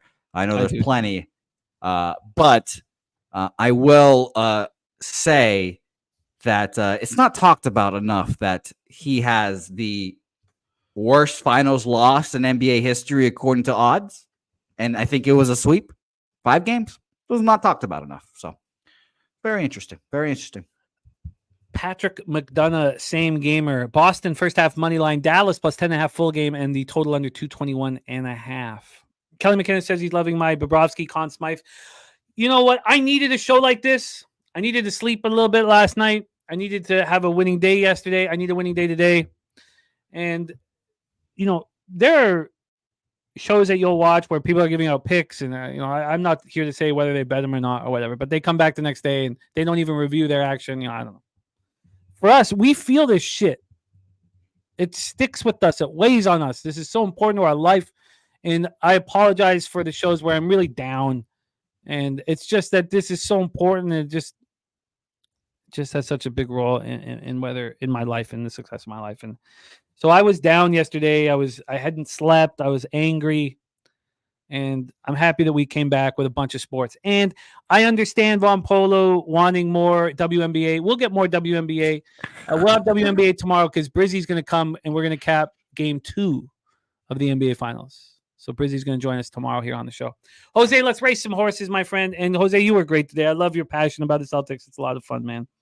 A lot. Yeah, the Celtics are definitely the team that leaves me with the most egg on my face. Shout out to them in the war against the Warriors, but that's not happening this time. I can't wait. It's going to be fun. And Johnny Bouquet, by the way, all the money on the Mavericks. On the Mavericks there. Yes.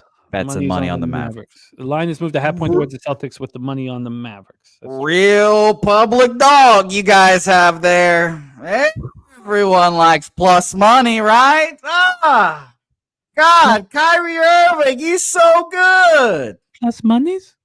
Yes, everyone loves it. By the way, Kyrie Irving he's right below the Philadelphia shortstop for me. It's the Philadelphia shortstop, Kyrie Irving, Evan Longoria. 3 people, and then Kobe right there as well, obviously. 3 guys I just fucking can't stand. Oh, I can't stand all 3 of those guys. Sports hate them all, but shout out to those guys. 2 minutes on the board. Kelly McInnes says he's 10 feet behind off the start. It does look like he's a little... Kelly, because obviously I had to put your real name in there, Kelly. Come on. You think the Hamburglar's not going to get his name in there? But shout out to you guys. Appreciate everyone. 2 minutes on the clock here. You do the first minute? Yeah, 74 people in this race. Will today be the day that Nasty Nate shines through? Will it be Billy Friedrich, whose birthday was yesterday? Oh, my goodness. It's going to be a fun race. And for you guys wondering how to join this race, just become a PSR Gold member. And we gave Billy Friedrich birthday winners as well. Yeah, easy birth. Well, I won't say it was very easy, but it was. And it was plus money, too. Plus monies. So let's have it. 2 minutes on the clock, starting right now here. And we're off. 2 minutes, 74 canals on this racetrack. It's wide. And that sweet, sweet turf in San Antonio is always green. And it's always beautiful here as well. Minute 45 left in the race. Big Show picks, Donut Silks, O'Brien, Palmer, Nunya, Justin McKelvey, and the aforementioned Billy Friedrich all in the mix here. You know, Jimmy, I will say the inquiries, we don't take them, but they might be valid here because 75 races or 75 horses on a track, there's going to be some bumping here. But we accept that here. We accept all bumping. We accept all forms of racing here in the San Antonio Southtown 101 racetrack. 1:15 left. New worker making a charge. Rico Lopez poking his nose up. Here comes Rez Mob from the back here. Donut Silks still in the lead here right now. Jimmy, who's taking this home? We have not seen Nasty Nate once this race. Where is he? I'm in a very dangerous spot there, about 4 lengths back of the leaders, Donut Silks. Director 97, a 2-time winner here, making a move as well. Preston Ekdahl up front. Remember, you want Preston to win if it's not you, because that money goes in to our next race tomorrow. Ricky Levine, is he a 2-time winner? At least a 1-time winner. That's where we stand right now. We're getting into the final quarter of this horse race. Again, the Triple Crown ends on Saturday. We can go back to the Greyhounds, but right now it's all thoroughbreds all the time. Chris Boggin making a move here. Big Ragu in business. Picks from Dave. Ken Wood around here. 20 seconds left, and Chris Boggin trying to come home with it. O'Brien Palmer right there. Jeff Slaughter, a 2-time winner as well. Old Ian business. 10 seconds left in this race. Can O'Brien Palmer get home? That is way to Jason Meyer, the other custodian. Kenny Ken, and Fat Wally making a huge move late. Fat Wally turning the other line, but it is Ken Wood, your champion. Wow, Wally. And Zoe Faye, our guy, OG Lowbagger, and none of your business. Eldorado Custodian 5th. Look at that. Ken Wood, $50 richer. And thank you to Ken Wood. And thank you to all of our gold members. Ken Wood now $50 richer. We have now 74 gold members. I can't wait till we get to 100. We get to 100, I think we can talk to Jeff and see if we can boost it. But we need to get to 100. Ken Wood is our champ. Ken, congratulations, my friend. Congratulations. Yeah, shout out to you, Kenny. Yeah, and obviously email us, PayPal information, and all that's good stuff. Shout out to you guys. Yes, thank you all. Thank you all. I can't wait for the live stream tonight. It's going to be a lot of fun. There's going to be a lot of laughs. It's going to be a lot of booze. Not too much booze. It's going to be a big show Friday. But, Nasty Nate's horse is getting circumcised. It's not the, you know what? Circumcise him. Circumcise him. It's usually the balls banging around. The big balls banging around. When you said circumcised, I thought like human circumcised. I was like, you cutting off the tip of his dick? I didn't think about the balls. I don't have the picture here on this computer, Kelly. I can't put it up, but I was sent the picture of who you look Yeah, like. I was too. It's not bad. At first, I thought he told me I look like the guy from Chris Pratt, the guy from Dinosaur or whatever the fuck, Jurassic Park. There we go. Yeah, I thought he was calling me Chris Pratt for a second. I got really excited, and I was like, "Oh wow, Kelly, thank you." And then no, it's just some random Mexican-looking man. And I was like, "Ah, that makes more sense." I like you looking like that guy on the front of the Pringles thing. I think that's a perfect example. Yeah, it also makes sense. Yeah, the mustache fits. But we'll get it up. We'll get it up here for future shows. Jason Work, thank you, my man. Patrick McDonough, Kelly McInnes, Nasty Nate, Von Polo, Justin McKelvey, Doug Saturated, Fernando Mendoza. Thank you, guys. Truly, truly thank you. My dude, DJ 100 Grand, Bo Jackson, Johnny K. I love these guys. Well, it's such a great group. Saturated, you're the man. Thank you for rocking with us. All of you guys, thank you. Brent Cook, thank you. Polo this, Polo that. OG Low Bagger, thank you. Lee Davis, thank you all. We have nothing without you, and I truly, truly, we all mean that. Kong's Clips, thank you. Jarek White, Gerald Jones, Zoe Faye, G. Martinez, Katie Wynn, The Sweaty Butcher, Andrew G, Rem Mose, Dust 10, Tori Coker. Thank you guys. Truly, truly thank you. Jose, I can't wait to rock with you this evening. You were excellent today. Let's go get that cash. I'm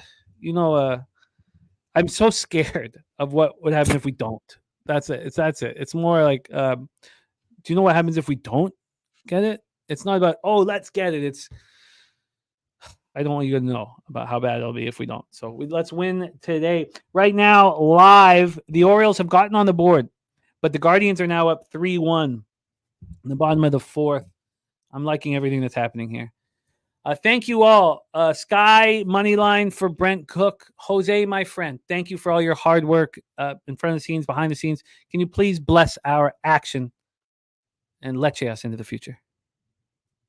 I'll end it with 2 words that I'm going to be saying for the next week or so.